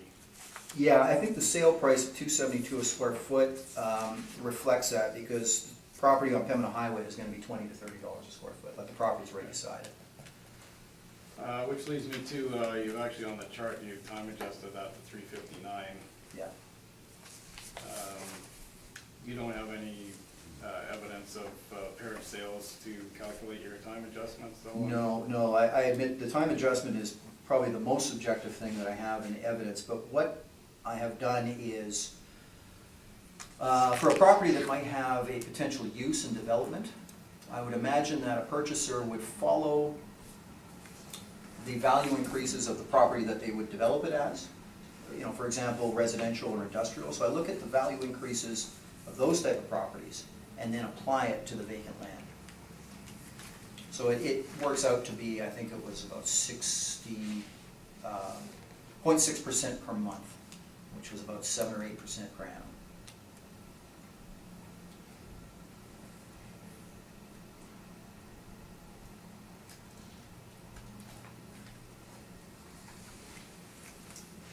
The first comparison that you have, that was a very narrow strip, about 20 feet wide.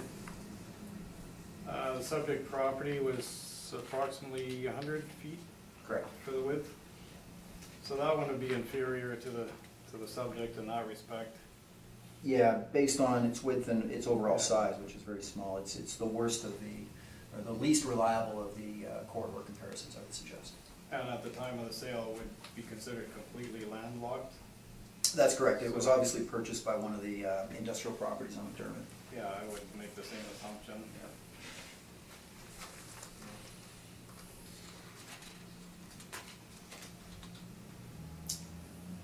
There's several properties in your chart here that were purchased by the city, pretty much to put in bike paths for the neighborhood. Correct, and I actually think those are great comparisons, because if there's any use for the subject property, besides the areas which I identified with parking demand, it would be something like that. And I would suggest that CN or CP Rail would not sell the land for any less to the city of Winnipeg than they would anyone else. In other words, I'd consider that a market transaction.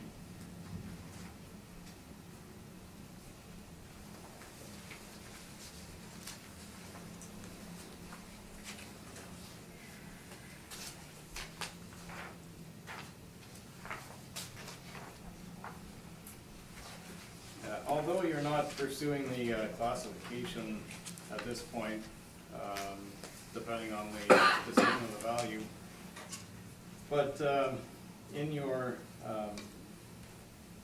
classification of property values regulations shown on page 4, under residential 1, note number 3, you do point out here that to be considered residential would be undeveloped and unimproved property. Would you say there's any improvements on the subject property? Yes, there is, and that's why, as long as the value is correct, I would drop the classification issue. But this actually came up a little while back, and I found it a little bit frustrating that we had a parcel of land, and again, I'm talking about a different site, but the parcel of land was zoned residential, it was unused, but it was part of a roll number that had an improvement on it. And the value on the land was based on sales of properties that were developed residentially. You know, and those kind of properties command high values. But the classification wasn't changed because the site was being used for another purpose. It was a church in this case. And I thought, you know, it's kind of we're caught in a strange position here. It's, you either justify, and the argument was, well, the land is valued as if vacant, right? So I was imagining the subject property would be treated the same. We're going to apply a value as if vacant. So I'm thinking to myself, if we use values of properties to justify a high value on the subject property as if vacant, should we not then follow the classification which says vacant property that doesn't have improvements, because we're pretending they're not there in order to justify the value, should be classified based on its lawful use. What it can be lawfully usable for, so basically the zoning. So I had classification in play if I felt that we weren't going to be able to attain a value that is appropriate. Because to attain a value any higher than this must be based on comparisons that were used for development purposes and cannot consider that the subject property is hindered by transmission lines. You would have to imagine them not there to justify a value any higher than this. If they're not there in this hypothetical assessment, the classification should follow. That was my rationale. So other than the areas that you've noted here, approximately 32,000 square feet total that are actually being licensed for parking and such, is there any other parts of this corridor that you would have any other uses, in your opinion? Not in my opinion. Not for development. And there's no demand for parking in those areas that are not already identified. Although getting into the hypothetical again, if the property was sold and split, would there be uses for sections of this other than the 32,000? I don't think so, because I think they would have found demand for it already. I think the demand for this site, if sold, would be similar to the sales comparisons that I showed. Well, how do you know if there's demand for it if it's presently being used as the hydro corridor though? Well, just by the physical nature of the site, it predominantly runs between sections of housing that I just see no physical way that you can do anything with that site. Okay, I don't have any other questions, thanks. Thank you. Mr. Buss, any questions of the appellant? I just have to get this clear about the classification and the value. To me, they're two different things, but you're saying that a what-if situation, kind of, you're saying that. But it's our job, I believe, to find the value of this property, as it would be in the marketplace, right, the market value. Mm-hmm. Classification is something that the assessment department does for taxation purposes, I think. That's a different thing than value. So we want to find, in my mind, we want to find the market value of this property.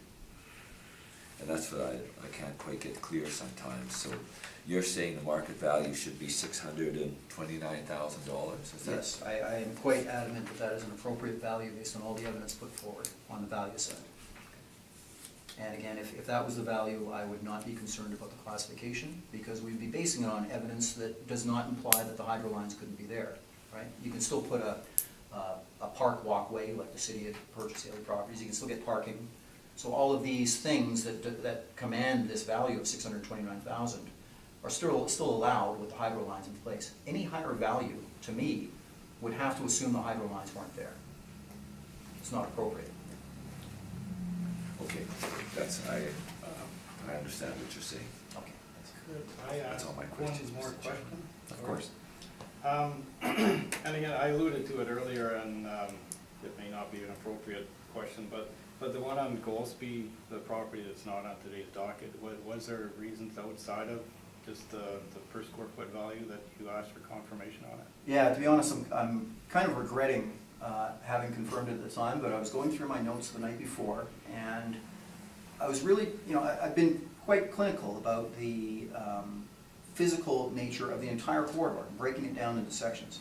And that particular site, Mr. Slaughter, I think maybe, Mr. Walden, it's unfair asking Mr. Yeah, Mr. Chairman, I Slaughter was thinking the same, this but- question, And let's not even go I there. didn't Yeah. expect a detailed answer, but Yeah. I just wondered if there No. was other reasons, because it Yeah. did fall in line. It wasn't presented here, and I know I understand where you're Yeah. coming from, but it's unfair to the appellant. It wasn't Yeah. presented here, so we'll just leave it at that, okay? All Yeah, right. okay. Mr. Terrian, any questions? Well, yeah, well, trying to get a good handle on this, it's not easy. One thing I want to make sure I understand, so hydro, there's one assessment for the whole works for hydro, so the licensed part is our permits basically, so there's no assessment placed on those licensed portions. There's only, I just want to make sure I understand that well. Yeah. Hydro's got it, they're leasing it or renting it or whatever to different players, Yes. and maybe under a license. Yeah. But is there a different assessment for those or not? In some cases, yes, in some cases, no, Mr. Chair. And I think that, what would be ideal is if I had an overlay, if this was a transparency and I could overlay that over this map. And what you see is where the numbers are marked, and it's summarized in the graph here. The ones in black are on the subject property. They're part of the role that we're discussing today. And the ones in red are in this section of the same corridor, but it happens to run through a higher demand industrial section. And I don't know why, but they've been assessed separately. But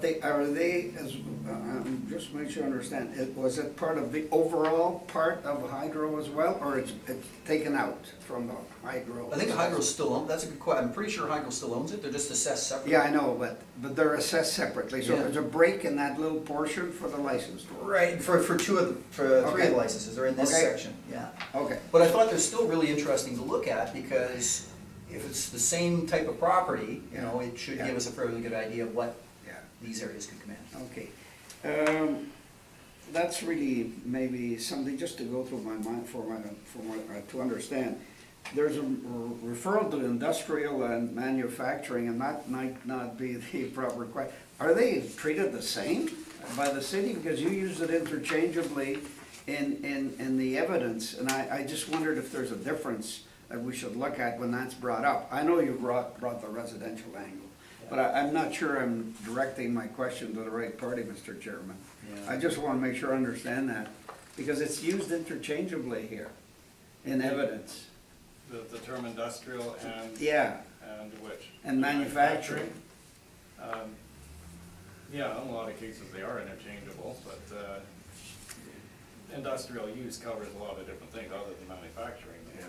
And that's the best category we could put such things as the hydro corridors in, I think, kind of an industrial use. Even though it might be through a residential neighborhood, yeah, we look at the use more than anything. Any of this stuff ever go before the municipal board on appeal? Because think this is really quite an involved issue here. Yeah, oh, it's huge. Really, it's got a lot of consequences. And I wondered if we got precedent of some kind here.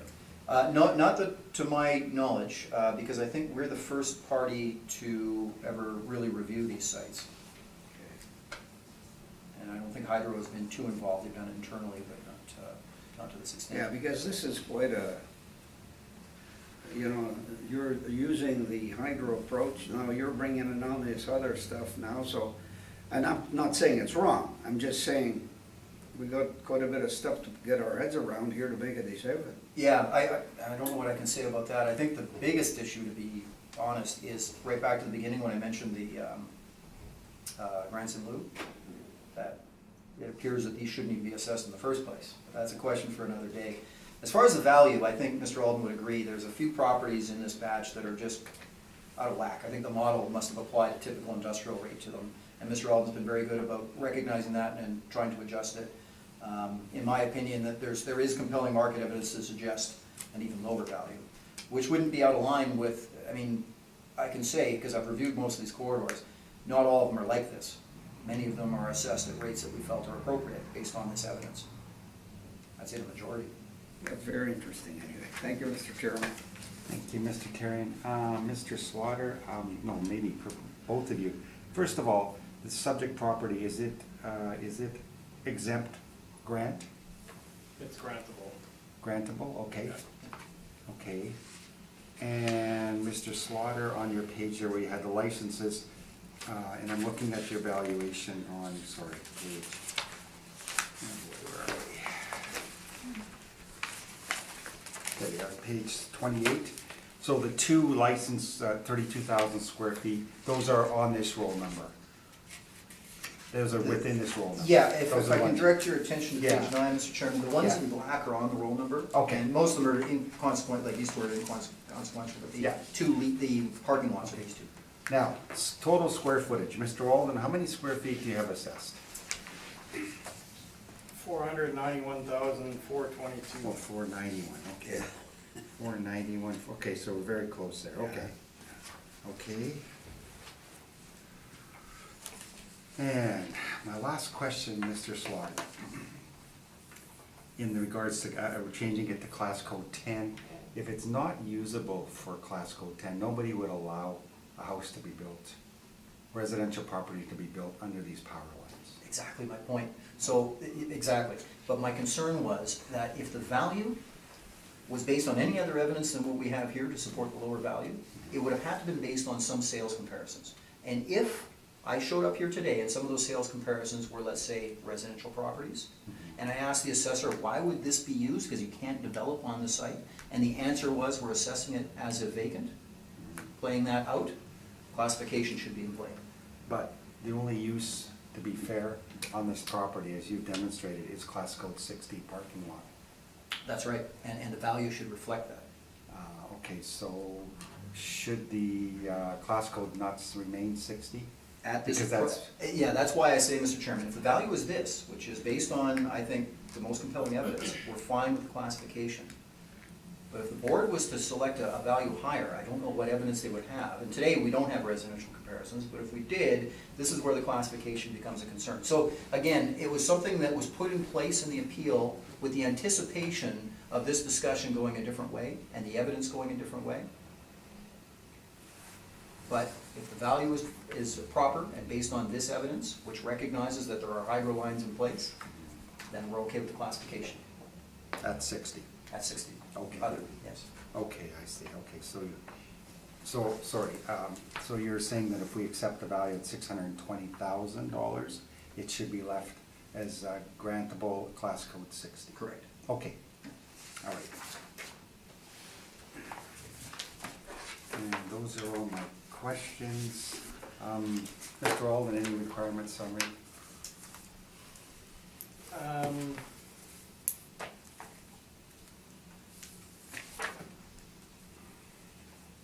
Yeah, just maybe, no, we'll leave it till, maybe I can make a general summary after we've heard a few. Okay, okay. I assume that some of these will go a little quicker, but. Yeah. Yeah, we've covered quite a good overall view of what's gonna be coming up next, I guess. Yeah, there's two properties which are standard industrial, which will require a different discussion. Yeah, but most of okay. these corridors are same. Okay, so you're comfortable with just leaving it for now, Mr. Yes. Slaughter? Okay, so that concludes, file 18-507.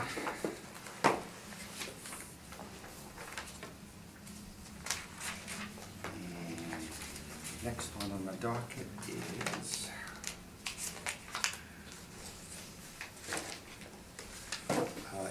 file number 18-520, roll number ending in 91100. And in this case, also again, we've got for 2019 value and also classification. So, Mr. Alden, when you are ready, please. This is for 14-099-991100. That's correct, Okay. yes. Yeah, the classification isn't. No, sorry, I should withdraw that, Mr. Chairman, or we can just confirm the classification, whichever you prefer. Okay.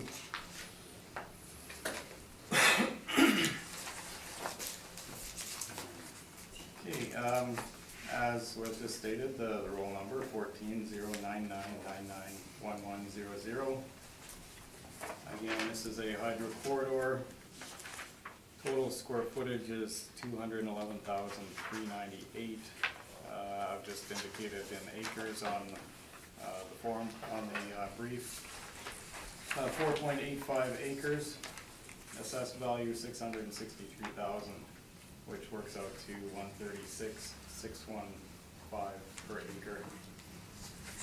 Again, a variety of industrial vacant land comparisons, zoned M2.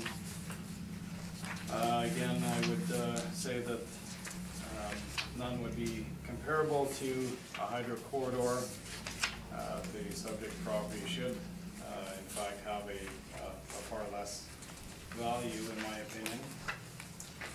In this particular case, I think the model did appropriately describe how factors applied to the subject to generate a value of $3.14 per square foot.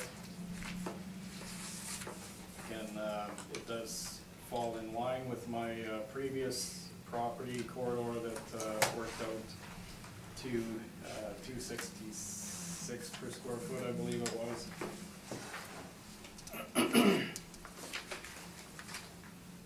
considering the location and size of the property,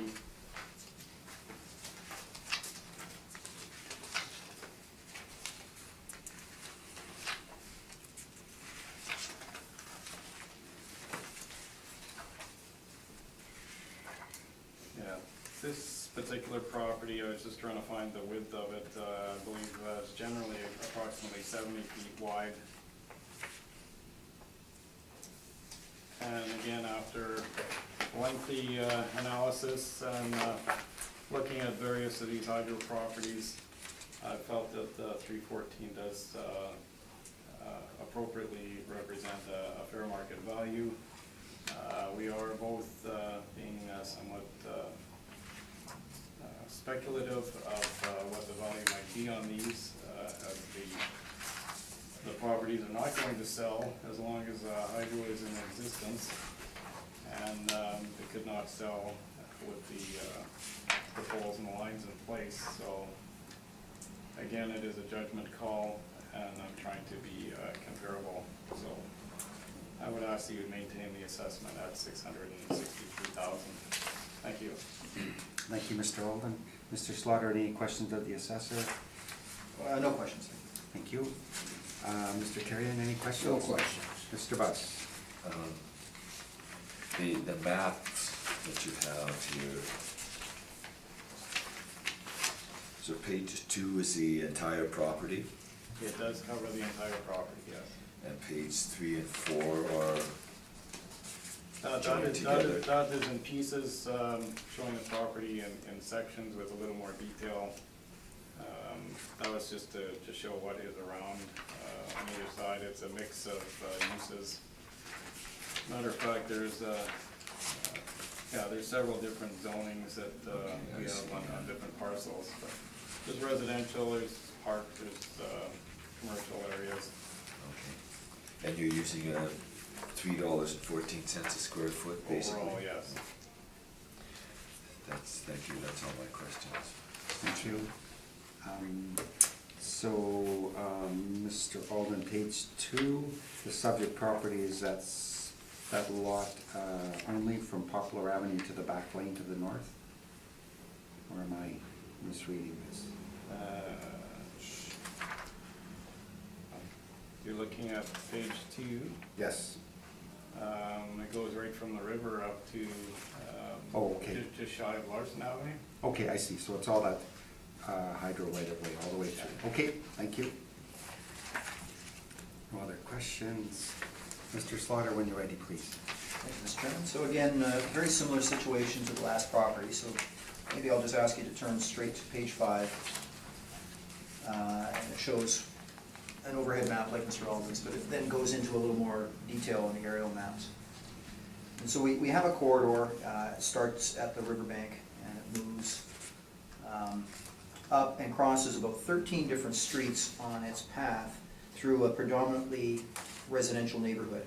There is one area that you can see on the top of page 4 where there is parking. And sure enough, there is a license in place for that parking. But the rest kind of cuts through this residential area all the way through. So a very similar sort of situation. It's a little bit less wide at 72 feet width. So on page 10, Mr. Chairman, again, we looked at the licenses that are in place. And there's 3 spots that you can see. 2 of them are just minor easements. So the main one is number 1, and that's what I identified on the map. It's an area that's being used for parking. The Mennonite Brethren Collegiate actually leases this for additional parking. Located on Talbot. So this is a paved section of the site, and it has access, of course, off Talbot, and they lease it for $24.15 per annum gross. Total area is 24,000 feet of that parking lot. So again, using that same logic where we're not making any deductions for taxes, and we capitalize that income at 6%, we have an implied value for that section of the subject property of $40,000. And if we divide that by its area, this section of the subject property, it implies a value of $1.68 a square foot. And again, I think that is a very good indication, notwithstanding that there would be allowances for hydro to access this site, a very good indication of what the parties believe is value of the property. But the rest of the property shouldn't command a value as high as this part of the property because it isn't paved, it doesn't have the access, and it doesn't have the demand. So we go through the same exercise of looking at the corridors, Mr. Chairman, which I think are quite compelling in indicating a value that ranges from about 20 cents a square foot up to the very, very small ones at $1.32, but that should be discounted. So typically it's under $1 a square foot for these type of corridors. And again, a second consideration is this entire corridor is hindered by the presence of the transmission lines, which basically makes any development of the site impossible. So really the only value to the site is what might be attained from either parking leases or perhaps purchase as some sort of a pathway, bike path, corridor. And we see examples, very compelling examples of market values of properties like that in our evidence that we've already discussed. So there's two things that I'm really looking at. One is the physical nature of the site. What could it be used for? What would the value be from that? And again, that's very limited, just like the property before. And the second is the presence of the transmission lines. But there is one physical difference here that I'm recognizing compared to the other corridor and many other corridors, is that this has access across 13 different street crossings. So one of those boxes that I checked previously for the reasons why these sites have very little value was being landlocked. And that isn't really the case here. There's access from all these different streets that cut across it. And for that reason, I factored my value up. Cautiously though, because really it's under the same restraints that any other corridor is because of the presence of transmission lines and its width and the fact that, I mean, any developer would look at the site and say, I can't do anything with that. Look at the fact it's only 72 feet wide and runs on an angle through these areas. But for the subjective reason that I feel that having more access points would be a positive to the site, I've increased my corridor value from $1 a square foot to $2. I've doubled it. And again, I've used the logic that the higher demand areas, that is the area that's being leased for parking, should have a higher value. And notwithstanding the fact that the actual license capitalized indicates a value of just under $1.70 a foot, I have increased that to $4 a square foot. So in summary,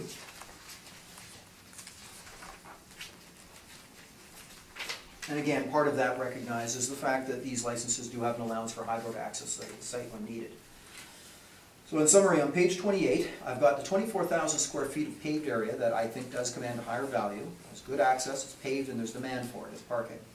And I've applied a value much higher, more than double what its actually capitalized value is, at $4 a foot. And for the remainder of the corridor, this is an anomaly where I do agree to a higher land value, but no more than $2 a square foot, because again, there is no development potential for this site. And Mr. Alden, to answer your question, this is similar logic to Goldsby. And Goldsby was already assessed at around $2.50, I think.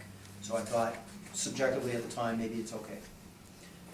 And so in this case, I'm asking for a blended value, Mr. Chairman, of $2.22 a square foot.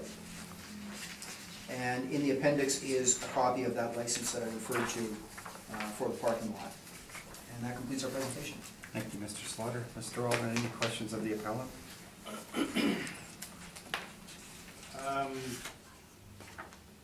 Yeah, I was just trying to get in my head you're considering the additional access points, as you called it, the cross streets as a bit of a plus here to give it a bit more value at the $2 per square foot. Correct. Was there that many more than the previous property that we're looking at? Yeah, I think the previous one had 3 and this one has 13 cross streets. Okay, yeah. Okay, future possible uses for the property. If we make the assumption that the hydro is no longer going to use the property, each one of these pieces could be used as a residential lot? I don't think so, not from the configuration. Not every one of them, but for the most part, I would say. You know, and that's one of the reasons I was a little bit more fair on the, or a little higher higher on the value, but again, when I look at this, I think it would be very difficult. I mean, step one is, would council allow it? And for council to allow it, the neighbors have to be okay with it. I think that's the first big hurdle. If I was buying this site and somebody said, Rod, you're gonna make a lot of money because you can develop this as residential, I'd say, well, what about getting council approval for what would be a very interfering for the surrounding neighbors? And then the second thing is the physical layout of the site. So for these reasons, I think it's really very unlikely it could be developed as residential, even if the lines weren't there. I have no other questions. Thank you, Mr. Thank you. Olden. Mr. Terry, any questions? Well, yeah, I just have one, just on page 28. At the top, you mentioned on the first line, the subject property is non-service, predominantly landlocked parcel. And you were talking about all these different accesses. So I'm saying, well, Yeah. is it landlocked or isn't it? No, sorry, that's an error. In this case, it isn't predominantly landlocked, and that's the reason why I've doubled the corridor. Okay. Thank you. That's all the questions I have. Thank you. Mr. Buss? Yes, this corridor, the land runs sort of parallel with the lots on the street, whereas in some of the other ones we've looked at, the corridor is running behind the houses, so it's harder for them to do anything with. But as Mr. Alden referred to, it's possible maybe that they would get some vacant lots out of, if Hydro was to disappear one day, Yeah. go away someplace. I still think it's very unlikely, but, you know, I was trying to be very What would fair they- when I went through these, and I recognize that there is a difference between this and some of the others, and that's why I've doubled the rate. The city would have to do something with that if it magically became open land. My assumption is it would be used as a bike path or a walking path. It kind of like in Charleswood, there's that large golf course that went vacant. To get that for approval for development is near impossible because everybody walks their dog there now. So I think this would be difficult to get approval to develop. That's all my questions, Mr. Chairman. Thank you. Thank you. Mr. Slaughter, you're asking us to confirm class code 60, is that right? Yes, please. Okay, and also, both parties, it's currently exempt grantable? Yes. Yes. Okay. And Mr. Slaughter, you had rebuttal evidence on this property? Yeah, I can, sorry. It's really just for the record because it's the same comparison, so I had the same comments. They're not comparable. Okay. Yeah. So you're rebutting the assessor's evidence on the Vindu properties? Right. Okay, okay, thank you. Mr. Alden, any requirement for a summary? No, thanks. Mr. Slaughter, you're okay for now, thank you. Okay.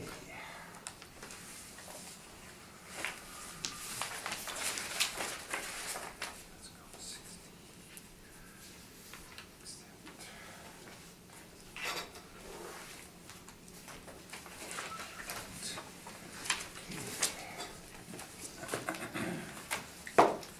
Next property in the docket is file number 18-508, roll number ending in 39500. And we've got dealing with 2019 value, and I've also got the classification noted on this appeal. Mr. Slaughter? You can confirm classification in this case. Okay. Zoning is M1. Thank you. And Mr. Alden has a recommendation on this property. Any comments, Mr. Slaughter? Sorry, Mr. Chairman? Mr. Alden has a recommendation to reduce the assessment. Any comments? Oh, yes, no, again, appreciated, but I think our evidence supports something Okay, lower. not recommended, okay, or not accepted, pardon me. Mr. Alden, whenever you're ready, please. Thank you. Subject property, roll number is 04-007-039-500. Again, it's a hydro corridor. We have it, the parcel use code is vacant industrial. Various zonings that it runs through. Total assessed area we have is 289,989. In acres, shown in the brief, 6.52 acres. And the assessed value of $1,997,000. Same argument as before, comparisons do not really compare to a hydro corridor. They would be typical industrial sites. The hydro property being, we would consider industrial use, but limited, more limited in value.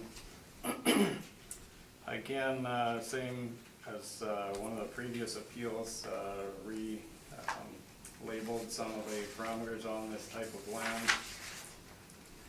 So they were all comparable in our system at least. The new rate worked out to $296 per square foot, resulting in a recommended value of $841,000. Looking at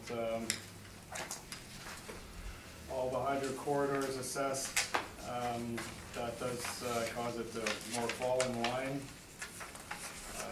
Again, the other ones being at 314, 266 per square foot, 296 for this amount of land in this area. I feel would be at least more appropriate than we've had in the past, and more fair and equitable. I would ask that you would reduce the value to $841,000. Thank you. Thank you. Mr. Slaughter, any questions of the assessor? No questions. Thank you. Mr. Buss, any questions?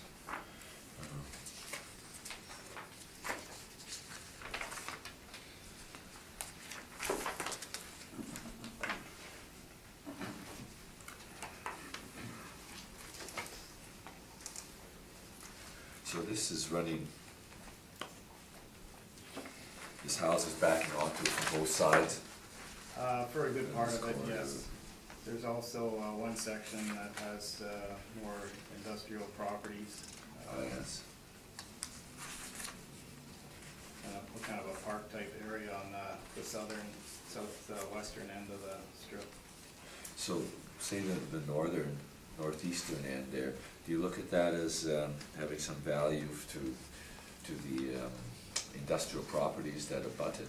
For redevelopment, that would be fairly easy, I would think, to sell, if those industrial properties there would be interested in expanding somewhat, but it'd be, I think, in my opinion, it'd be more developable there. And how about the other part there where the houses are backing on from both sides? Would there be, what would the possibilities be there? I guess there would be possibilities of the individual property owners looking to expand, but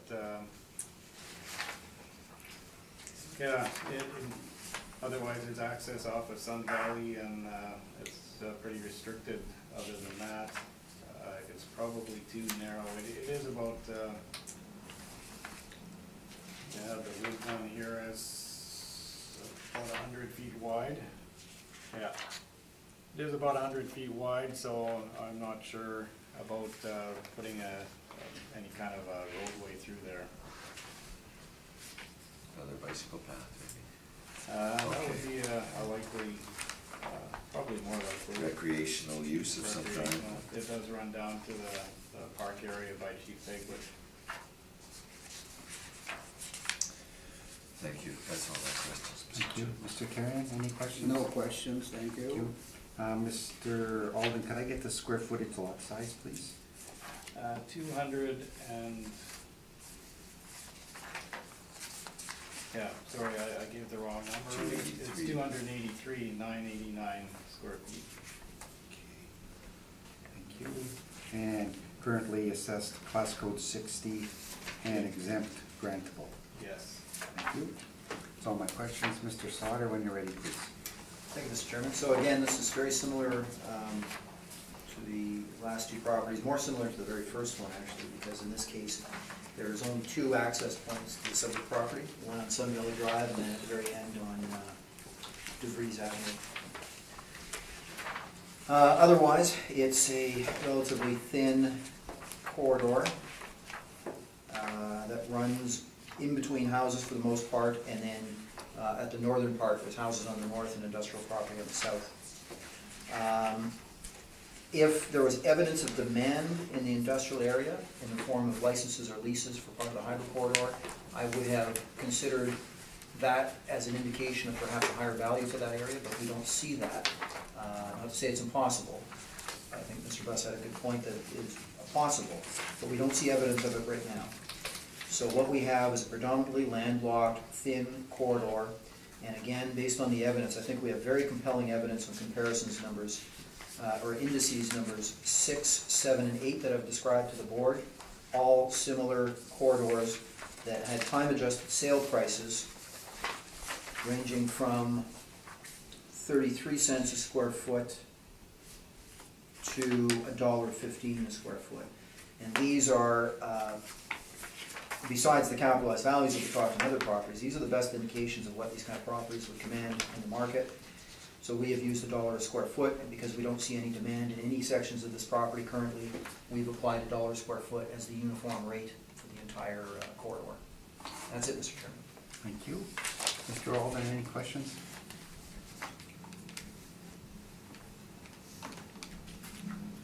In coming up with the dollar per square foot, that's just an opinion of just looking at the desirability of the area, but it's not a rate that can be kind of calculated looking at sales. No, I think it is. It's about as compelling as any evidence I bring forward to the board on any type of property, I think. It's based on what I feel are very good comparisons, open market transactions. 6, 7, and 8 are the indices that I'm relying most on. That's on page 9. That's correct.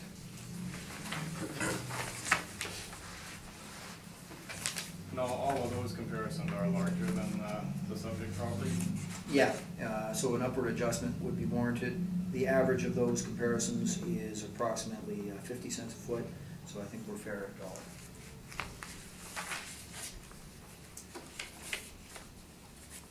$1. Two of those comparisons would be zoned agricultural. In your opinion, would agricultural land be worth less value? It all depends on what the use is. I see many agricultural properties, and some are included in this chart, where the purpose of the purchase was to convert the zoning and develop the site. So the zoning on its own, I don't think is the best indicator sometimes. Those properties were, indices 6, 7, and 8 were purchased for really the only purpose that I think the subject property could be used for. And therefore, regardless of zoning, they are the best comparisons. Because if the property was zoned M1, which it is, or if it's zoned residential, it doesn't matter. You can't develop it. Right, no other questions? Thank you. Thank you. For the record, Mr. Slaughter, you have rebuttal evidence? And I think, again, it's the same comparisons, Mr. Chairman, so it's just for the record. The point being is they're not comparable. Okay. One is different. I'm not even going to discuss it, though. It's just not comparable. Thank you. Mr. Terry, any questions? No questions. Mr. Buss? Yes, index number 6. What happened there, CP Rail? You're saying some of those lots were sold off? Let me just turn to that page here. Well, what appears happened is that they bought the site, but when they bought the site, this plan to develop the area was already underway. And what they subsequently did after purchasing it, and I'm sure they purchased it with this intent in mind, is they managed to carve out residential lots on this northern section here, there are now separate assessments. Who is they? They purchased it? I'm not sure. I think it might have been Terracon, actually. Okay. Okay, and then number 7, what happened to that? I'm not sure, actually, Mr. Buss, what they use that for. I'm assuming it's going to be some sort of a bike Could trail still or be something. sitting vacant. Yeah. Okay, and number 8? Number 8 was purchased for by the city as a use as a bike trail. Thank you, that's all my questions. Thank you. And I have no questions. Thank you, Mr. Slaughter. That concludes 18508 file number. Does anybody need a break? Yeah, I'll be taking minutes. Okay. I'll be doing it. Okay, next property on the docket is 18-595 roll number ending in 162100. And we're dealing with 2019 value. Mr. Alden, when you're ready, please.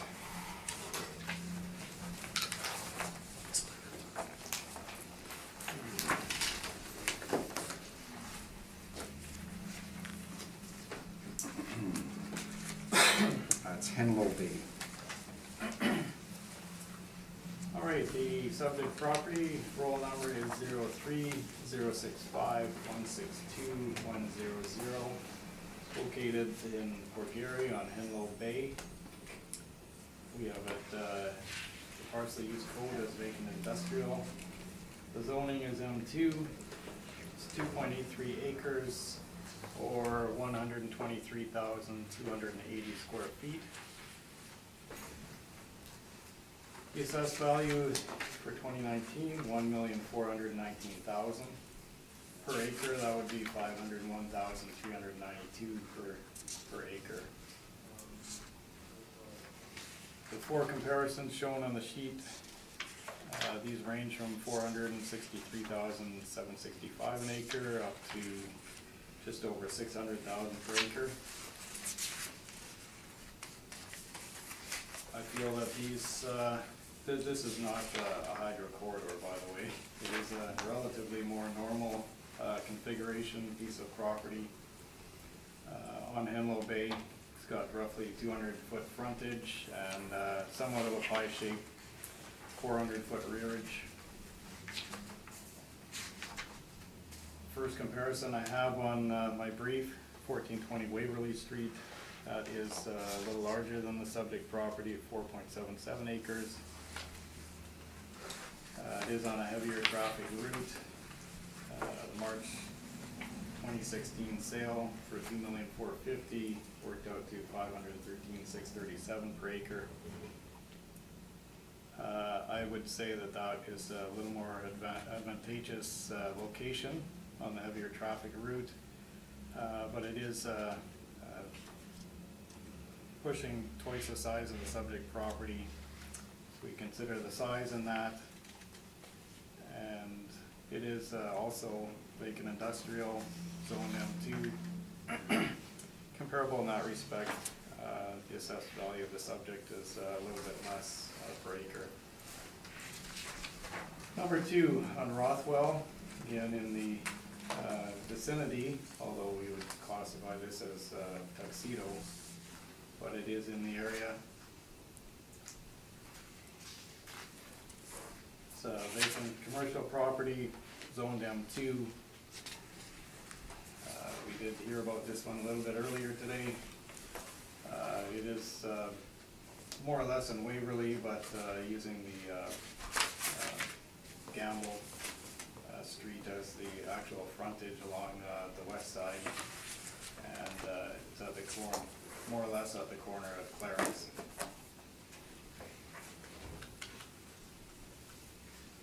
Sorry, going back to the it's describing the Waverly Street one.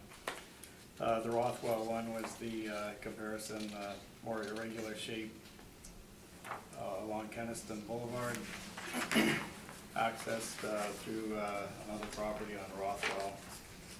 So in my opinion, a little inferior because of the restricted access there.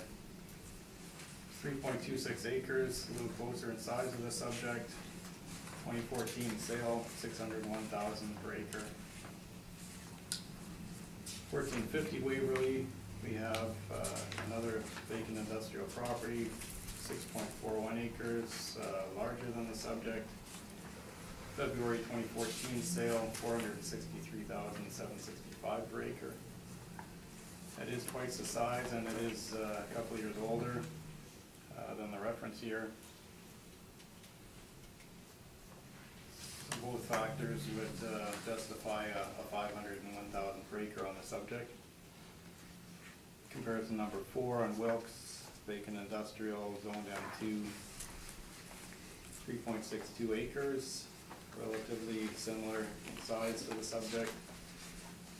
$1,800,000 sale in 2014, almost $500,000 per acre. I've showing the locations and configurations of the four comparisons on the following pages. I think all of these sales are good comparisons for the subject, and I would ask that you maintain the value at $1,419,000 for this property. Thank you. Thank you, Mr. Alden. Mr. Slaughter, any questions? Just a couple, Mr. Chairman, and I do have some rebuttal evidence that I should go through on this. Thank you. Mr. Alden, comparisons 1, 2, and 3, I think you mentioned you would agree that these are superior locations as far as visibility fronting Waverly and Kenniston. Is that correct? I would say that, yes. And I think you mentioned earlier today that you feel that a site that's on the corner with access from 2 points, with all other things being equal, will probably be a superior site to one without. I would think so, yes. The subject location is kind of off Scurfield in an industrial part of Fort Garry with one access point. Is that correct? One access point close to Scurfield, yes. Do you think that this is a site that's, for example, a car dealership might develop on? That specific example, probably not. It wouldn't be a major car dealership anyway, because of the visibility anyway. Because of visibility, okay. That's all the questions, Mr. Chairman. Thank you. Mr. Slaughter, would you like to present your rebuttal now? Sure, I'll go through that first, yes. Yeah, please. Okay. So we have actually, and the board has heard about some of these properties today, and I don't think I have anything more to add than Mr. Faulkner has mentioned, but the very first comparison of the cities is 1420 Waverly. We heard that this was purchased by Birchwood Auto Group. I had researched the city council minutes, and although I don't know if this plan is still actually continuing today, the property was purchased in January 15 with an intent to develop it as a Jaguar and Lexus auto dealership. And I think when you consider that sort of development, I mean, they would not be looking at a site without great visibility for this kind of development. So I think it really speaks to how superior it is to a typical industrial property. Another thing I thought was interesting is that we heard about the higher values of industrial land in this Fort Garry region. But I think what's happened in Fort Garry is many of these industrial sites that have sold, and I know this firsthand, are sold for retail or commercial development like this. And they're commanding big dollars. Seasons, around IKEA, down Kenniston, all these sites. They're really, although they're zoned industrial, the use, there's commercial use allowed, and they're really being sold more like commercial sites. Commercial sites like this with high visibility are obviously going to command more than a typical industrial site. Higher income potential, higher development potential, higher visibility.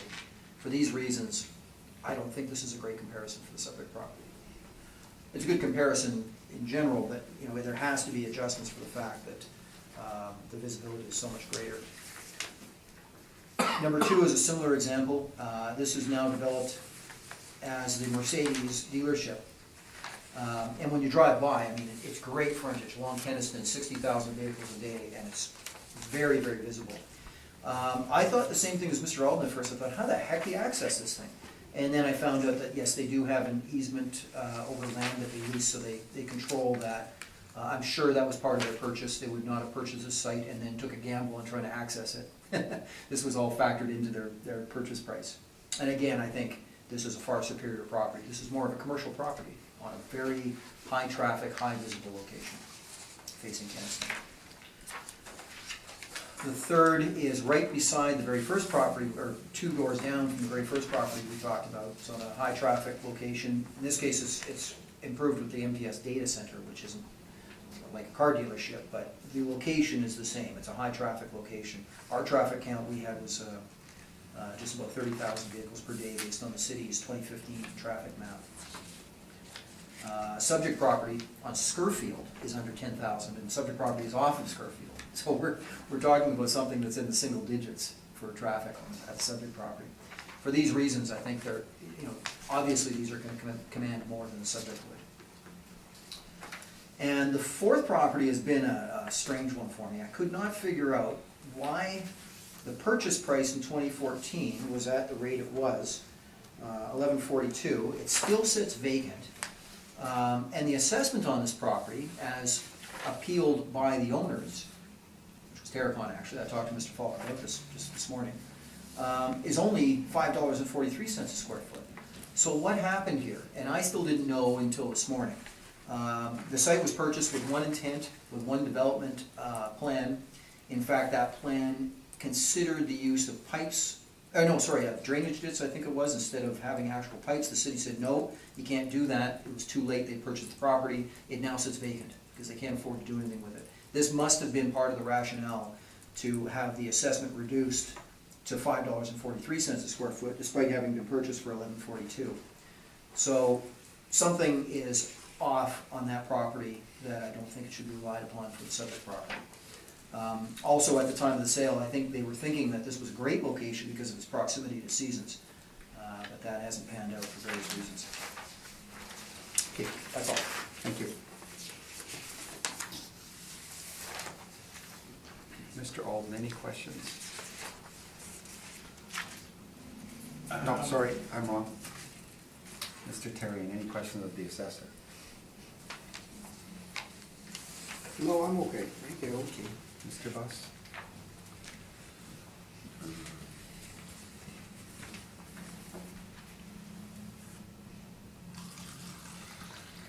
So, the subject property,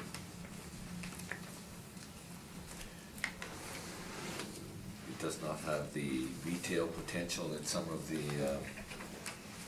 comparables have, would you agree with that? I would say it does have retail potential, but it does not obviously have the visibility that some of these other comparisons would have for things such as a car dealership where they want the high traffic counts. But there is a variety of other retail possibilities for it, though. Thank you, that's all my questions. Thank you. Mr. Alden, would you have the assessment per square foot? $11.51 per square foot, I believe. Okay, and that was 123,280 square feet? Yes. Okay, and would you have the comps, how much is sold for per square foot? Noted, or? I don't have per square foot. I could calculate it fairly quickly. No, that's okay, we can do that too, yeah. Okay, and was there an appeal for 2018 on this property? There was no appeal since 2002, I believe. Okay, thank you. That's all my questions. Mr. Slaughter, when you're ready, please. Thank you, Mr. Chairman. On the direct evidence brief, we have a photograph of the property from Henlow.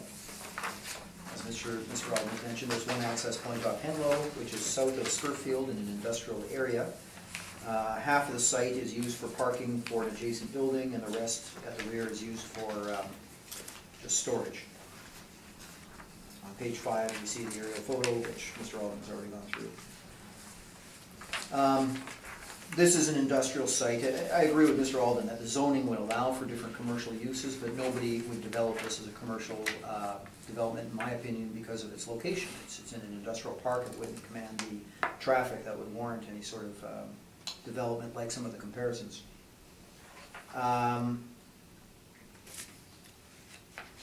So we've looked at, I'll skip ahead to page 8, we looked at a number of comparisons of industrial properties. We started with just trying to establish what is a typical industrial property, not one that's been purchased for more of a commercial use, but typical industrial, what does it command? On page, the very last page of the brief, sorry, I don't have this in evidence here. We had looked at the Johnson report, oh yes it is, page 22, we have an excerpt from the Johnson report. At the end of 2015, the average sale price for industrial land appeared to be $427. I take the Johnson report with a great grain of salt. You see huge variances because of the amount of sales that you can look at. But still, that kind of sets off something in my mind which isn't far off from a typical industrial value in Winnipeg, around $5 a square foot. And as you get into industrial parks, you find it a bit higher. And Fort Garry is a good location, so I think it's going to be higher. But then from there, we hone in on different comparisons on page 8. The first one is kind of the anomaly. I didn't understand why this was so high. It sold for $11.80 a square foot. And we see a photograph of it on page 9. It's a typical industrial site, rather long and thin, and it's been developed with a warehouse. And I was confused, because that really does seem high. It is smaller than the subject, but economies of scale isn't a major factor. You have to look at, all other factors. It's all other things being equal, economies of scale is very important. Otherwise, a 10-acre site downtown Winnipeg would command less than an acre in the suburbs, which obviously doesn't hold water. So I went to the city of Winnipeg this morning on my way here to see what was going on with the site. Did it have an improvement on it maybe, or something that caused the sale price to seem different? And in fact, yes, it did. It was improved with a house at the time of sale. And that is why I should have excluded it, but it's in here now. So then we move to a more typical industrial site on page 10. It's on Soto in the Murray Industrial Park. And it's a good rectangular site, good development potential, very similar to the subject property, with 150 feet frontage. Except that it's quite a bit smaller, 35,000 versus 121,000 feet. This property sold for $8.78 a square foot. I've time adjusted that to just around $10 a foot. So it's a smaller property, otherwise equal, and it sold for time adjusted $10. Then we look at another property on Dugald, and this is what really made me think something's off with number 1, because this is a similar property right beside it on Dugald, and it sold for $4.09 a square foot right before the reference date in 2016. Again, much smaller than the subject property. So now we're starting to look at a better range between $4 and $10 a square foot. The next comparison is a good industrial lot in the St. Boniface industrial area on Camille Sis, shown on page 12. Long, thin lot, 119 frontage feet, good development potential, sold for $3.44 at the reference date. Next comparison is in Inkster Park. 1881 Burroughs is the approximate address, 98,000 square feet, sold in mid-2015 for $7.50 a square foot, thereabouts. Based on size, use, almost everything, I would suggest that's probably our best comparison, 1881 Burroughs. Time adjusted, we came to $7.84 a square foot. The next 3 are the same comparisons that the city mentioned, and I included them just for a range of what's happening in Fort Garry, but of course these are very different properties. High visibility, development is commercial sites for the most part. They're not really comparable. Those are the only sale prices that justify the assessment. So I think that's the number 1 flag of something being off on the assessed value. And the last is again another good industrial property, but this is twice the size of the subject, and it sold for $6.89 a square foot, time adjusted to $7.54. So I think now we've got a better range of more comparable industrial sites, and from those, 1881 Burroughs being the best comparison, we have used $8 a square foot for the subject property. Just as a test to see if that makes sense with other properties in the area, if I can direct your attention to page 19. The subject is shown there in the left, kind of in the center of the industrial park. There's a site at the corner of Scurfield and Waverley, a far superior site. It's called 2 Scurfield. And it's assessed, I have the copy of the assessment in the appendix, it works out to $4.64 a square foot. For a corner site, similar size, similar location. And then across the street from that in the Waverley Auto Mall, a commercial development, a vacant land at 1700 Waverley, similar size, is assessed at $8.17 a square foot. That's in the auto mall. So I really don't think $8 is inappropriate based on the evidence before us. And that is all. Thank you, Mr. Chairman. Thank you, Mr. Slaughter. Mr. Alden, any questions of the appellant? First of all, the assessment comparison should not be considered on page 19. Don't know anything about what's going on with those properties or the appeals. But getting back to your comparison chart on page 8, you have three that are in the Fort Garry area, and the others are Inkster Park and St. Boniface Industrial, Old St. Boniface. Do you think the subject property being in Fort Garry would be superior for location? I think it's comparable to Inkster Park and perhaps the newer part of St. Boniface. Fort Garry is, it's a good industrial area. My caution about using sales in the Fort Garry region, though, is, as I mentioned, most of the industrial sales in Fort Garry are actually for what are more commercial sites, and they're gonna command much higher. So I think you can be skewed a bit if you focus only on location. In general, Fort Garry would be a higher price market, even supported by the Johnson report.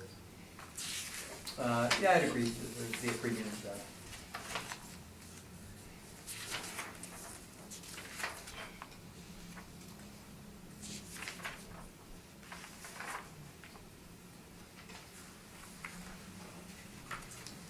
You mentioned the first sale, Dugald Road, 2009 Dugald, that it was improved with a house at the time of the sale, so you're saying that the price would have reflected, would have been higher because of a house being there? I'm assuming that. There's something about that sale that just struck me as odd. It's high. I mean, the neighboring property sold after that, closer to the reference date, for much, much less. And so I thought something must be up with that sale. And then when I went to the city and investigated what was happening at the time of sale, it was in fact a residential house. And now I recall that because that street had houses along it at that time. So I think that's why that sale price is higher. I mean, I really probably should not have included it because there's something else, but. But it appears that their intention was to remove the house right away and build a commercial or industrial improvement on it. That was their intent, but I don't know anything about what the deal itself was, if motion was included or not. I really don't know. The other one on Dugald Road, which is 999, that's a pretty irregular shaped property, is it not? Yeah, I'd say that would be a detriment in comparison to the subject. And far less frontage. I think the subject is 200, was it? And this is 66, yes, you're right. Yeah. So really not that comparable. I agree.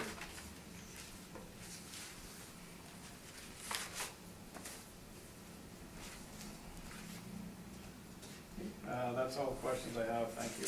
Thank you, Mr. Olden. Mr. Terrian, any questions? Yeah, I'm just looking at your page 14, because you refer to Burroughs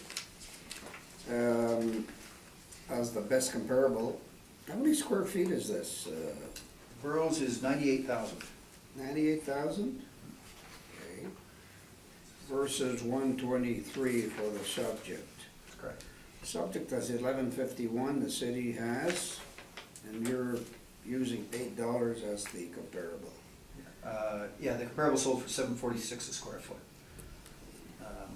And I'm using $8 for the subject down. I thought you mentioned 784. That's my subjective time adjustment. Oh, I see, okay. So, if you look under the two parcels, so this is off Burroughs? Yeah, okay. Okay, that's fine. I'm just trying to see which is the comparable you use all the time as your best comparable. Thank you. Thank you, Mr. Terrian. Mr. Bust, any questions? No questions, Mr. Chairman. Thank you. Mr. Slaughter, what is the current use of this property? It's part parking lot, part gravel storage. Okay, and it's owned by, At Manitoba Hydro. it is Manitoba Hydro. The front part is used for an adjacent building that Hydro owns. Okay, so it's currently assessed as class code 60, Yes. exempt rentable. That's Okay. right. Okay. Mr. Alden, any requirement for summary? No, thank you. Mr. Slaughter? We're good. Okay, we're gonna take a 10-minute recess at least. That concludes 18-595 file number.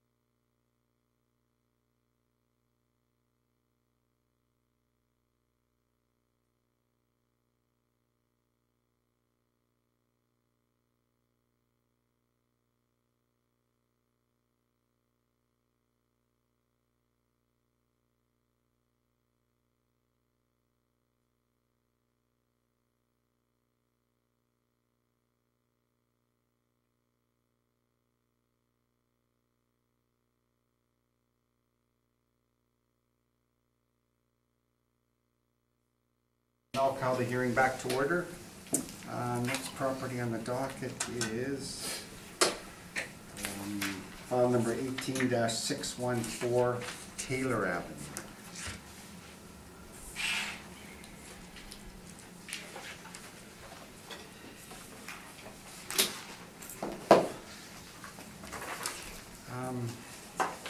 And we are dealing with 2019 value only. Mr. Alden, when you are ready, please. Thank you. The subject property roll number is 12-0975599200. It is located on Taylor Avenue. It's vacant industrial property, zoned M1. Lot size 27,742. We have the assessment at 479,000 or 17.27 per square foot. Subject property location is shown on page 2 of the brief. Shows the assessment and square footage. Page 3 is the overhead view of the property. A lot of it is treed right now. And back to page 1, have 4 comparisons. Had a real hard time finding good comparisons in the area. First location comparison is in St. Boniface and Archibald. You have a vacant industrial property there, going down 2. A little smaller than subject, sold in 2013, 140,000 at 1605 per square foot. Comparison number 2 on Berry Street. You heard this one earlier. Larger than the subject property, an older sale in 2011. Zoned M2, sold for 800,000 or 1642 per square foot. Comparison number 3 on Wilkes, probably the closest to the subject. This is it's zoned M2. The parcel use at the time was vacant residential. I'm guessing that again that there was a house on it. I didn't research this enough, but it's almost 15,000 square feet for that parcel, sold in 2015 for 375,000, 2503 per square foot. Then we have a property on Aaron Street, comparison number 4, vacant industrial, zoned M1, same as the subject, much smaller though. 2066 per square foot was the selling rate. And that was an older sale in 2011. So on the surface, we have 2 sales in the $16 range per square foot and a couple $20 and up. Typically, I would think that the 1727 would be fair in comparison. I was looking over this, including the comparisons that Mr. Slaughter presented in his brief. Also taking into consideration the issue with the trackage in behind, the setback, it's not, I don't think it's a requirement, but consideration. So I'd be willing to adjust this rate for the subject property. Overall, looking at things, I would recommend $14 per square foot, and which would result in assessment of $388,000. That would be my verbal recommendation for this property. Thank you. Thank you, Mr. Alden. Mr. Slaughter, any comments on that recommendation? It's pretty close to where we're at, Mr. Chairman. I think we can accept. Okay. Thank you. You're accepting $388,000 based on $14 a square foot. Yes. And again, we're class code 60 exempt grant. Correct. Thank you.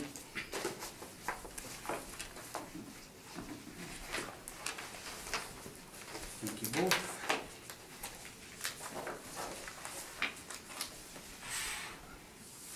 Did you still want the rebuttal on file? Yeah, you can file it. That's Yeah. fine. So we'll put the rebuttal on record, Mr. Slaughter.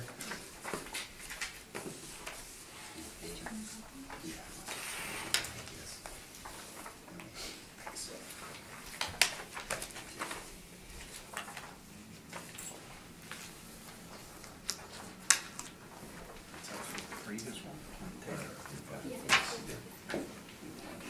Okay, that concludes file number 18-614.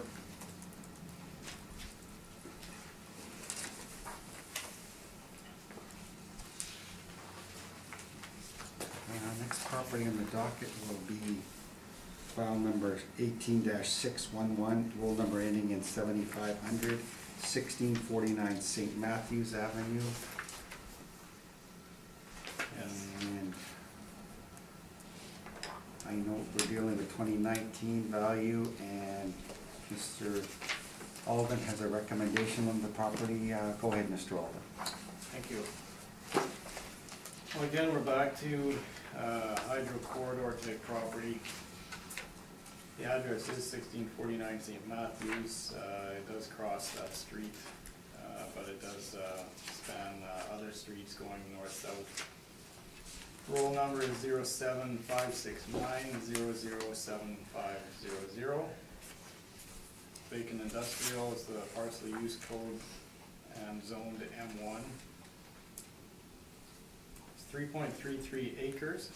In square feet, it would be 144,879. Subject property is shown, the location on page 2 of my brief. Does show the square foot area there. 2019 assessment is 771,000. Works out to 231,812 per acre. I do have comparisons on my sheet here. These are comparisons only in the fact that they are vacant industrial properties with the M zoning, albeit the M2 manufacturing. Areas ranging from just under an acre to 3.62 acres. As in the previous hydro corridor appeals, I would say that this should not be, or it is not really that comparable to vacant industrial property in general. Just due to the use and configuration, would be considered an industrial use, I would say. I have looked over a lot of our assessed values and other hydro corridors and came up with a what I feel is a more appropriate and comparable value at 580,000. That's my recommendation today. The rate that I've used or applied to get to that value is $4 per square foot. In determining the $4 per square foot, I'm looking at, although we don't have it in evidence before us, it is in line with the other recommendations I've had. The other comparisons per square foot were 266, 314, and 296 per square foot. Again, those were just assessed recommendations. This one I have a little bit higher due to the location of it and the size of it and the utility of it. It's in the Polo Park area. Just that in itself would, I think, would command a little bit higher rate than other areas. And also, I don't have the pictures with the brief, but many parts of this property, especially the south end of it at Ness, this is a lot of it is paved. It's used for access and or parking by commercial properties on either side. Going north, again, it's runs behind the commercial properties that are located on St. James Street. I feel that it would have value if any of those industrial or commercial properties would like to expand or permanently use the property there. I think there is a market for it. But again, I think the assessed value was too high considering the shape of the property and being a hydro corridor. I think the $580,000 would be appropriate. I would ask that of the board today. Thank you. Thank you, Mr. Alden. Mr. Slaughter, any questions of the assessor? Thank you, Mr. Altman. You mentioned that it does kind of open up at the ends on Ness and St. Matthews, but the majority of this property is a very thin back alley, basically, correct? That runs behind the improvements on St. Matthews? Yeah, back alley would be probably a good description of it, yeah. That's all the questions, thank you. Thank you, Mr. Slaughter. Mr. Terrian, any questions of the assessor? What's the width of that strip?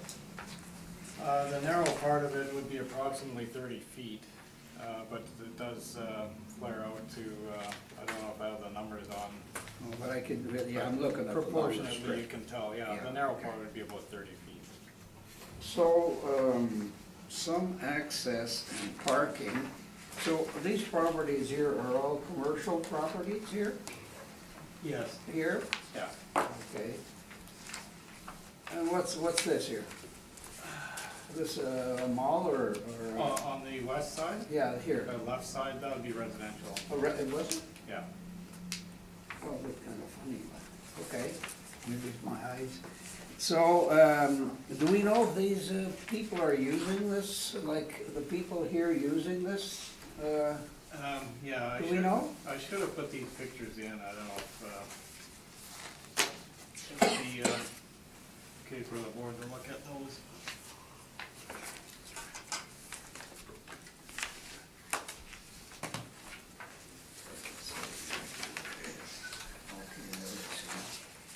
So is there hydro towers on this property?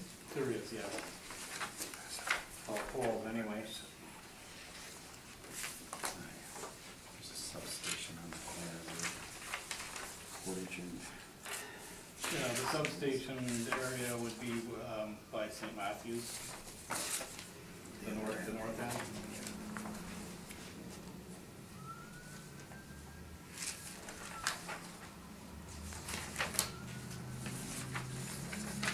Mr. Slaughter, would you like to take a look at these, the site map of that hydro line?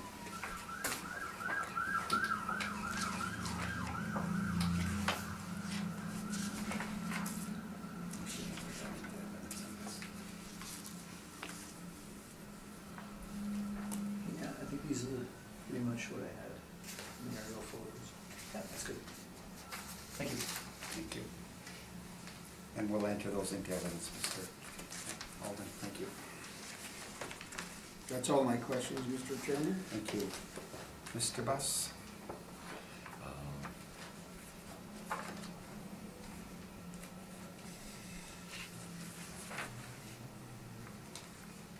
No, I have no questions, thanks. Thank you. So, Mr. Alden, this subject property runs from Ness Avenue north towards, just past St. Matthews. Correct. Okay.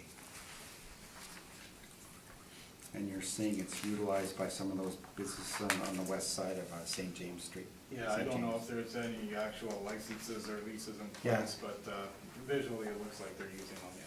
Yeah. Or it's a back lane anyway along there. Use this partial back lane. Okay, that's my only question. Thank you. Mr. Slaughter, when you're ready, please. Thank you, Mr. Chairman. So, yeah, Mr. Alden's gone through the property. There's some aerial photos in our brief, starting at page 5 is the assessment map, and then it shows closer up. And that's exactly right. The majority of the property is a very thin back alley. We can see it from the pictures there. About 10 meters wide. And it runs along behind. It starts at south of the Canadian Tire. It's where the Boston Pizza is, things like that. Goes past, there's Home Outfitters, and then Canadian Tire. Then it crosses one street, continues on behind Best Buy and the rest. And then it kind of flowers open where the substation is located, just north of St. Matthews. So again, I appreciate Mr. Alden's recognition that the assessment was on the high side. And, but this is one where I still think maybe the 580,000 is a little high. There is a license in place by Canadian Tire. That's the only license in place along the property. I mentioned this on page 9. They pay $9,200 for a number of stalls, 45 stalls behind their building. And when I calculate that area being 22,000 square feet, the rate capitalized, if we take that rent to capitalize it, the same method we used earlier today, the rate is 42 cents a foot.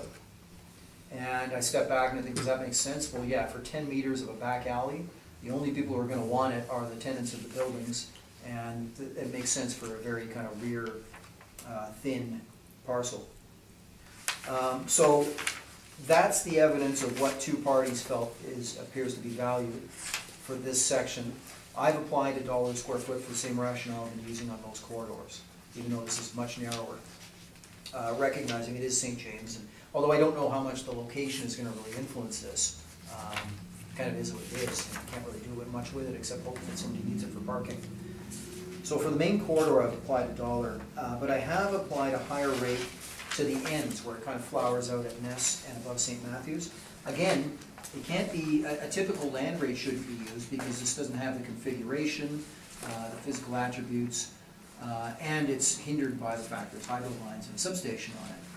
But I do feel a higher value is applied to those end areas. I calculate the end areas to be just under half of the total area of the site, about 70,000 feet. I've used a rate of $5 a square foot. Part of my rationale is a property that we discussed earlier. It was commercial property behind the commercial properties on Pembina Highway. So it was accessible. It would be used for parking or expansion. I think it's very similar to these kind of wider areas of the subject property. And if you recall, the sale price on that, I think time adjusted, was $3.48 a square foot. So I think I'm still being fair to the St. James location, but also recognizing obviously there are hindrances on these properties from commanding the kind of values that would otherwise be attained along St. James Street or any other areas of St. James. So when I use the $1 on the back alley and the $5 on the end areas that widen out, I come to a blended value that is still lower than what the city is offering. So I respectfully suggest that we should still be at around $424,000 for the value, which is $2.95 a square foot blended. In appendix, I won't draw attention to it, but let me just say that the legislation suggests that we should be making sure things are done in a fair and just manner with other similar accessible property. And let me just say that my assessments in the appendix are supporting that theory or that approach. But I won't bring any more attention to it than that. And then I have a copy of that license agreement that Canadian Tire has in evidence as well. And that completes our presentation. Thank you, Mr. Chairman. Thank you, Mr. Slaughter. Mr. Alden, any questions of the appellant? Yeah, I didn't have enough, or as much time as I would have liked to review this, but regarding the license agreement, just out of curiosity, okay, it does have a time frame there, that's a 5-year agreement.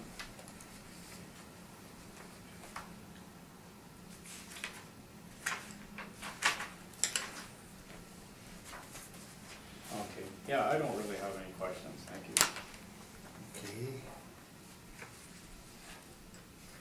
Mr. Terrian, any questions of the? Well, I'm just curious, you're using on page 27, 143,748, and the city's using 144,879. Any explanation for that? Probably my error. Oftentimes I start with acreage, and then when I factor it back to square footage, there's rounding things happening. So I found in a lot of my briefs I'm a little bit off from the city. That's probably why. Okay. Yeah, because with the city's figure, it would be 427, just to give you an idea. Yeah, I'd accept that.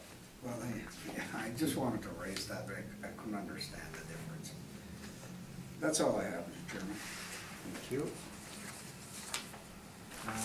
Mr. Best, any questions? Yes, on page 6, the top map, I think it was said earlier, there's parking going on there and stuff, but you don't have any leases for that. You've just used $5, but you don't have any. There, yeah, the only license in place is behind the Canadian Tire, those 24 stalls. I asked 3 times, I kept saying, you sure you don't have a license behind the Boston Pizza? No. And I said, you know it's being used, there's people parking on it, no license. It's just, Okay, and the map on, the picture on page 2,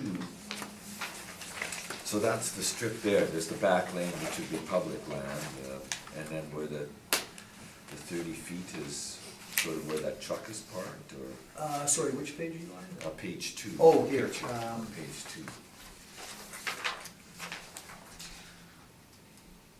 Yeah, this is taken from It's Silver back- Avenue. It's back at Canadian Tire. Yeah, store. looking south, down the alley, so the subject lands are kind of beside the alley. It's, you know, in the picture here, you got the alley on The one alley, side. and then Yeah. 30 feet. Okay. But there's no towers there, I don't see any towers. Well, that's true, the towers are on the parcel beside it along there, so I guess the towers kind of, Yeah, I saw that too. yeah, that's a good point. Well, the towers, these are sort of the regular standard height Yeah, yeah, they're poles just- from the area, that's not, Well, that would be strictly a caveat or a lease, wouldn't be a hydro property, because it's on the residential properties. that's right, yeah, those are just standard above So ground that would be lines a in the area. I think. Caveat or something. Yeah, I was sure that, and in those photos, maybe they'll help us a bit, because I thought at the ends we saw the hydro lines, but on this stretch here, I don't see anything. Anyway, that's all my questions, thank you. Yeah, definitely, the lines kind of start, but they don't stretch along the back.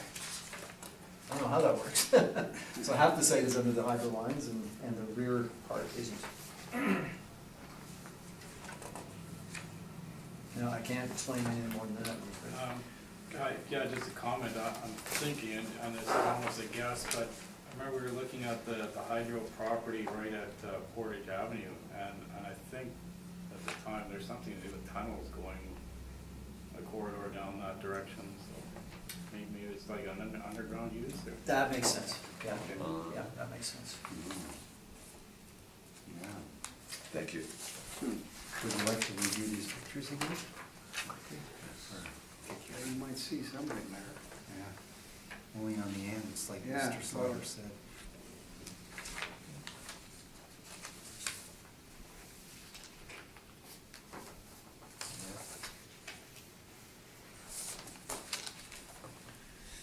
Did you want, Okay, is that part of the record here? Yeah, they are, yeah. Did you want to see that? I have Not your pictures. I'm familiar. Yeah. Okay, and I have no questions, so that, and there was no rebuttal on this one at all, was there, Mr. Slaughter? No, there wasn't. Okay, so that concludes file number 18-611,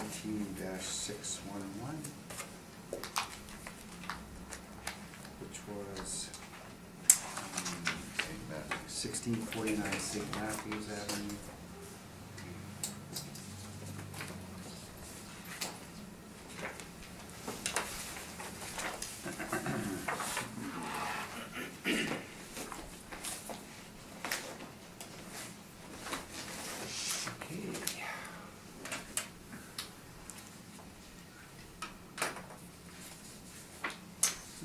This one, the docket is 123 Annabella Street, file number 18-522, and we're dealing with the value for 2019. Mr. Alden, when you are ready, please. Thank you. Subject property roll number is 14-000198-000. Property address is 123 Annabella Street. It is vacant industrial land, zoned M1, The lot size we have is 54,942 square feet. Assessed value for 2019, 463,000 or $843 per square foot. A map of the subject property is on page 2. It's close to the intersection of Sutherland and Annabella. An aerial view on page 3. Following pages are locations of the comparisons.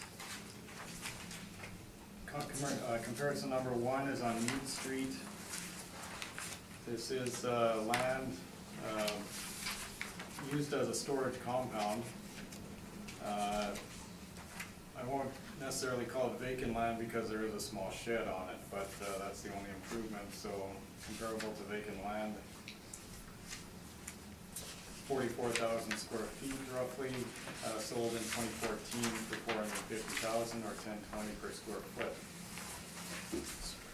Closest in location to the subject property.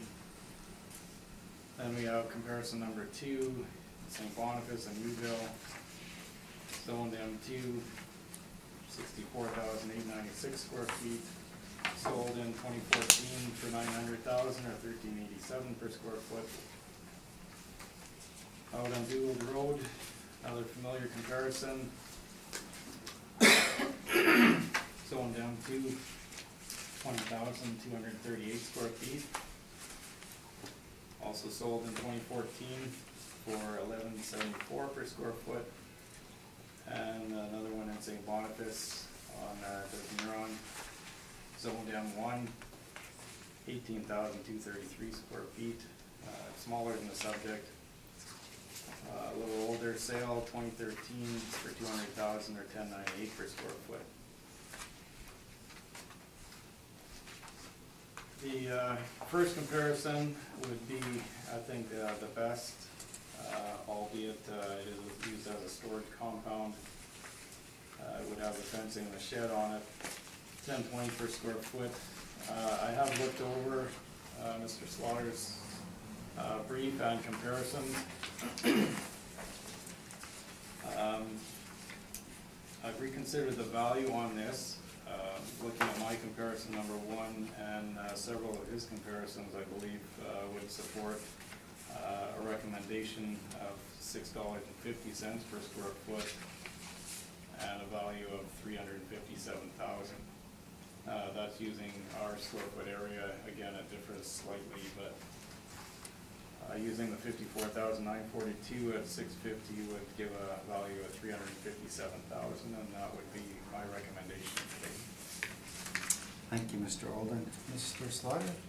Just a quick question. Mr. Olden, you mentioned that that recommendation was based on my comparisons and your number 1 comparison? My comparison number 1 and looking at several of yours. If I was to suggest that your comparison number 1 was improved with a lot more than just a shed, and that would have influenced the price, would that change your recommendation at all? How much more than a shed and Well, something? this is kind of unconventional, but maybe we'll just go right to the rebuttal. Okay. It's at the back of my rebuttal, it's got 20 Mead Street, and it shows all the different, the pictures, many pictures of the different buildings on the site. And I have the city's records, and they have, it's just before that listing, they have a 2,438 square foot, 1-story building built in 1974, and then 1, 2, 3, 4, 5 garages of small size. It seems like it's more of an improved site. This was at the time of the sale in 2014. Yeah, the improvement looks like it was built in 74, and this listing that I have from LoopNet was created on January 12th, 2016. 3-bay garage, several smaller outbuildings it lists on the listing, and then it has a bunch of pictures of them.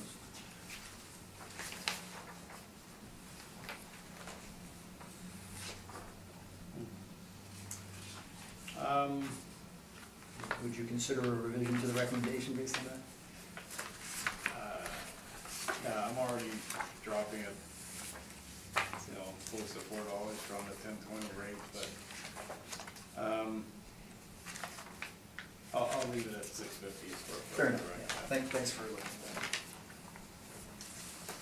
So I'll continue, Mr. Chairman, with the presentation. Okay, any questions of the assessor at all? I mean, you brought up this difference, but in your rebuttal. You know what, I'll just do the rest in rebuttal if you don't mind. Okay, Instead of questions. I'm just gonna ask the panel if they have any questions. Mr. Terrian, any questions? So, well, I'm not sure how to address this. You're using the 1020, and then you referred to a number of Mr. Slaughter's comparables. What are those? Yeah, I didn't, it hadn't been presented, so I didn't know how specific to be on there, but,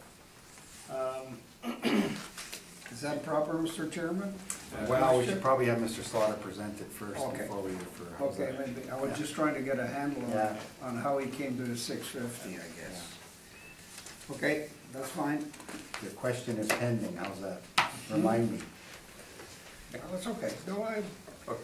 as long as we get the information, it doesn't bother me. Mr. Buss?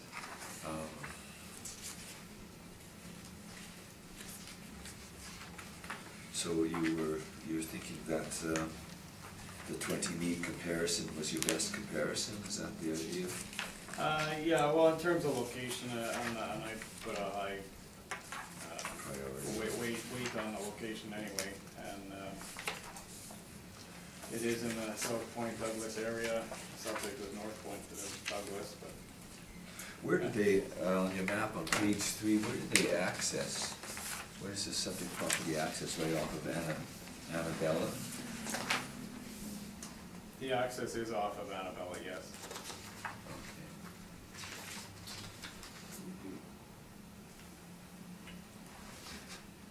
So it's a vacant lot? As far as I know, yes.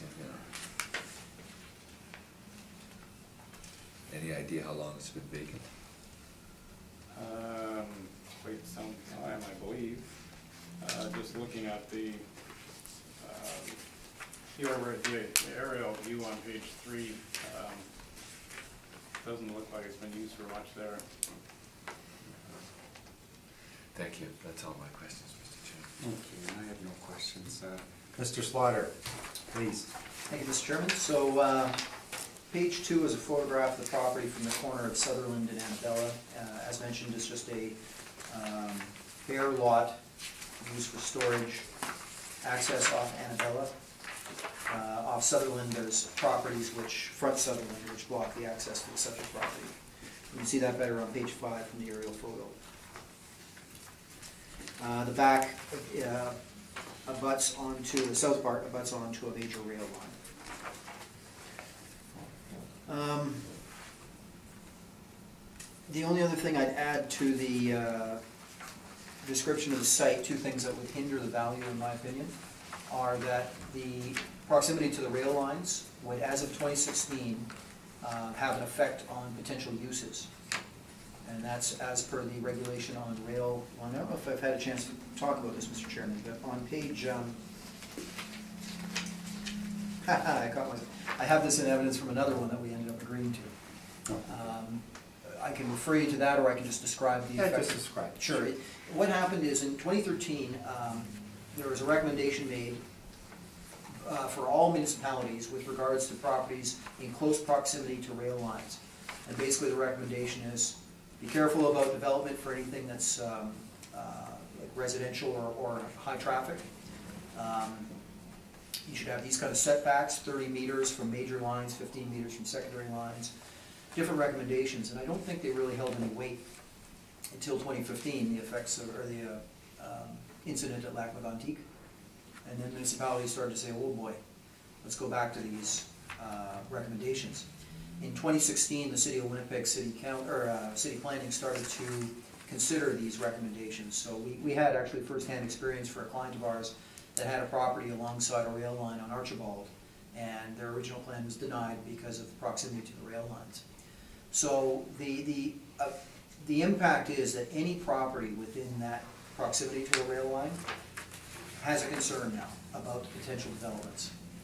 And I don't think this site is going to be developed as residential anyway, but anything that hinders potential uses, in my mind, has a detrimental effect on value. So it is something we should keep in the back of our mind. The second thing about this property is it's actually impacted.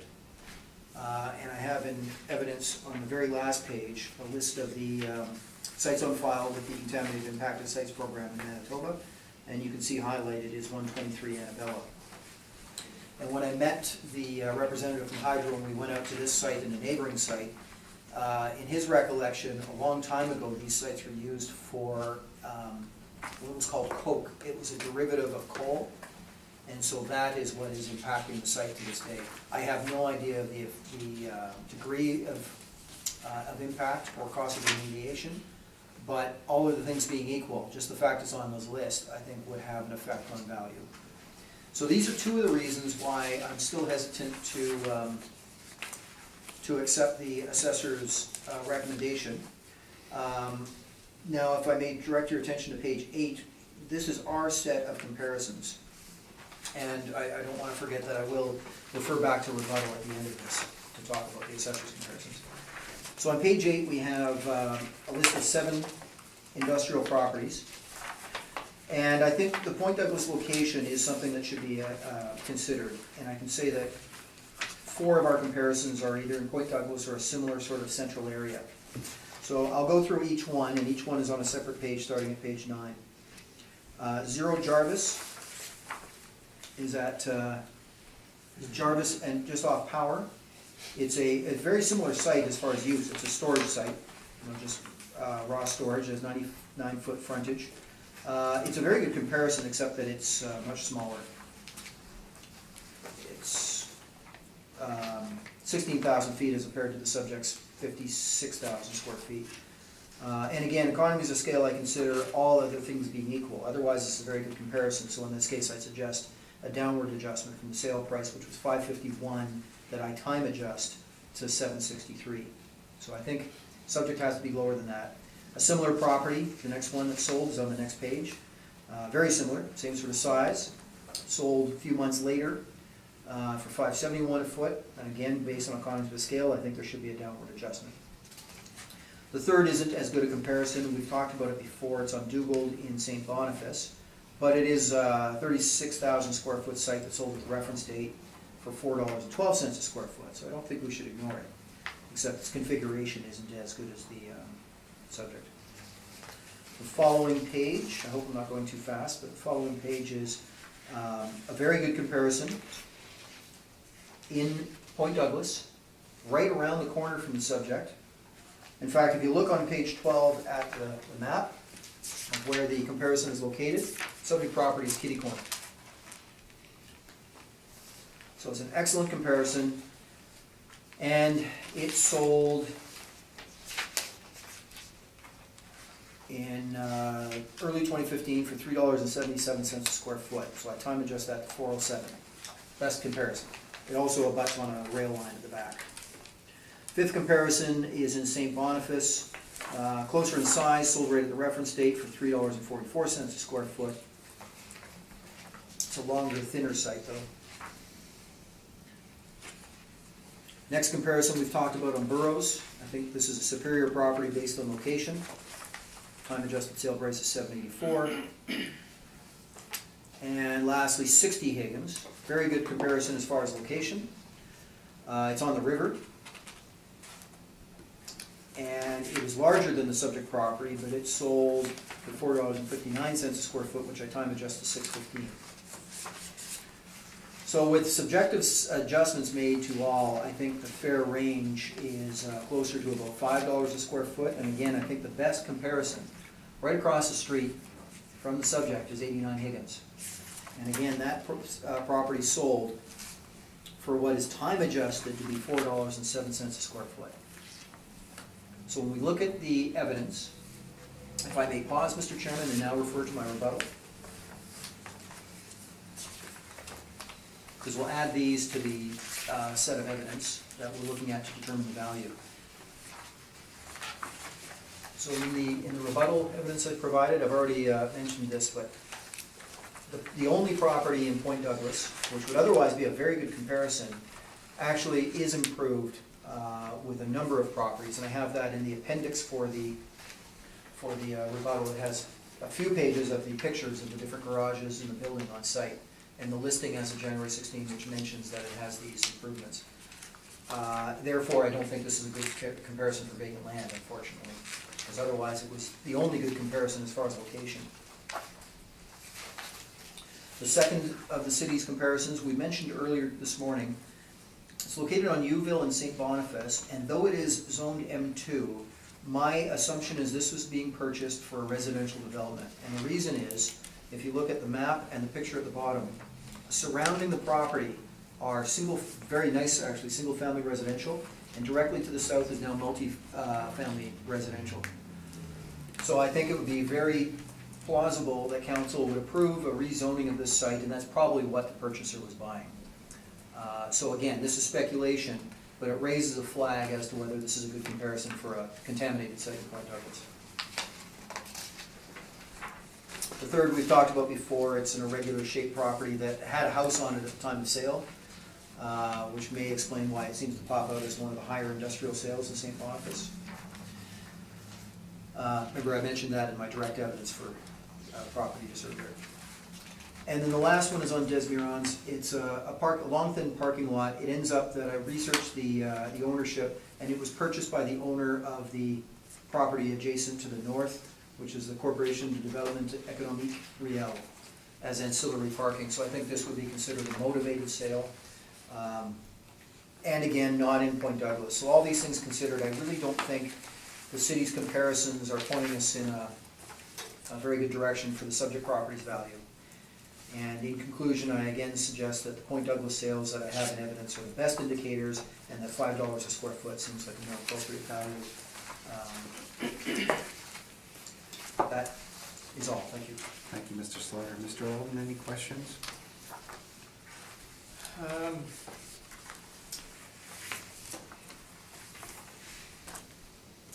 You do have, I'll get to the four comparisons that I thought were your best comparisons were 1, 2, 4, and 7. Yeah, I agree. They are all more in the area, and some are smaller, some are larger. So we have time adjusted rates of 763, 761, 407, and 615. Those excludes the ones that are quite a bit further away and not very comparable, such as the at least 3 of mine that I'm discounting as being out of the area. But even just looking at your comparisons, that would average more than $6 per square foot, wouldn't you figure? It would, Mr. Alden, but I mentioned where I would make subjective adjustments, and I think I would want to do that before I take an average of these. And secondly, again, I think by far the best comparison of that subset is number 4. That would be the one I put by far the most weight on. The reference to contamination, there's no work orders or any such thing on that property? No, it was a comment made by the representative of Hydro, and then I researched the contaminated lists in the appendix, and sure enough, the property shows up there. But as I mentioned, I don't know the degree of the contamination nor estimated cost for remediation. Okay, no other questions, thank you. Thank you. Mr. Terrian? I think I've got my answer now on Okay. what was used. Okay. So your best comparable, you're saying, is Higgins, Yeah, 407, that's right. and you're using, what figure now in your $5. You're using $5. So how did you justify that? If that's your best comparable and you're going up to 5 on something that says 407? Well, number one, this is a very good comparison in all ways, except slightly smaller, I think.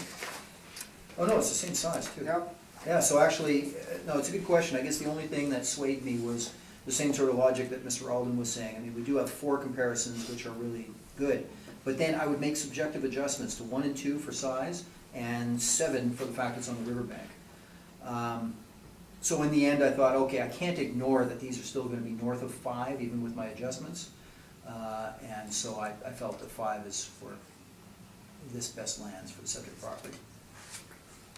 if I limited myself only to 89 Higgins, so I agree, it should be 4.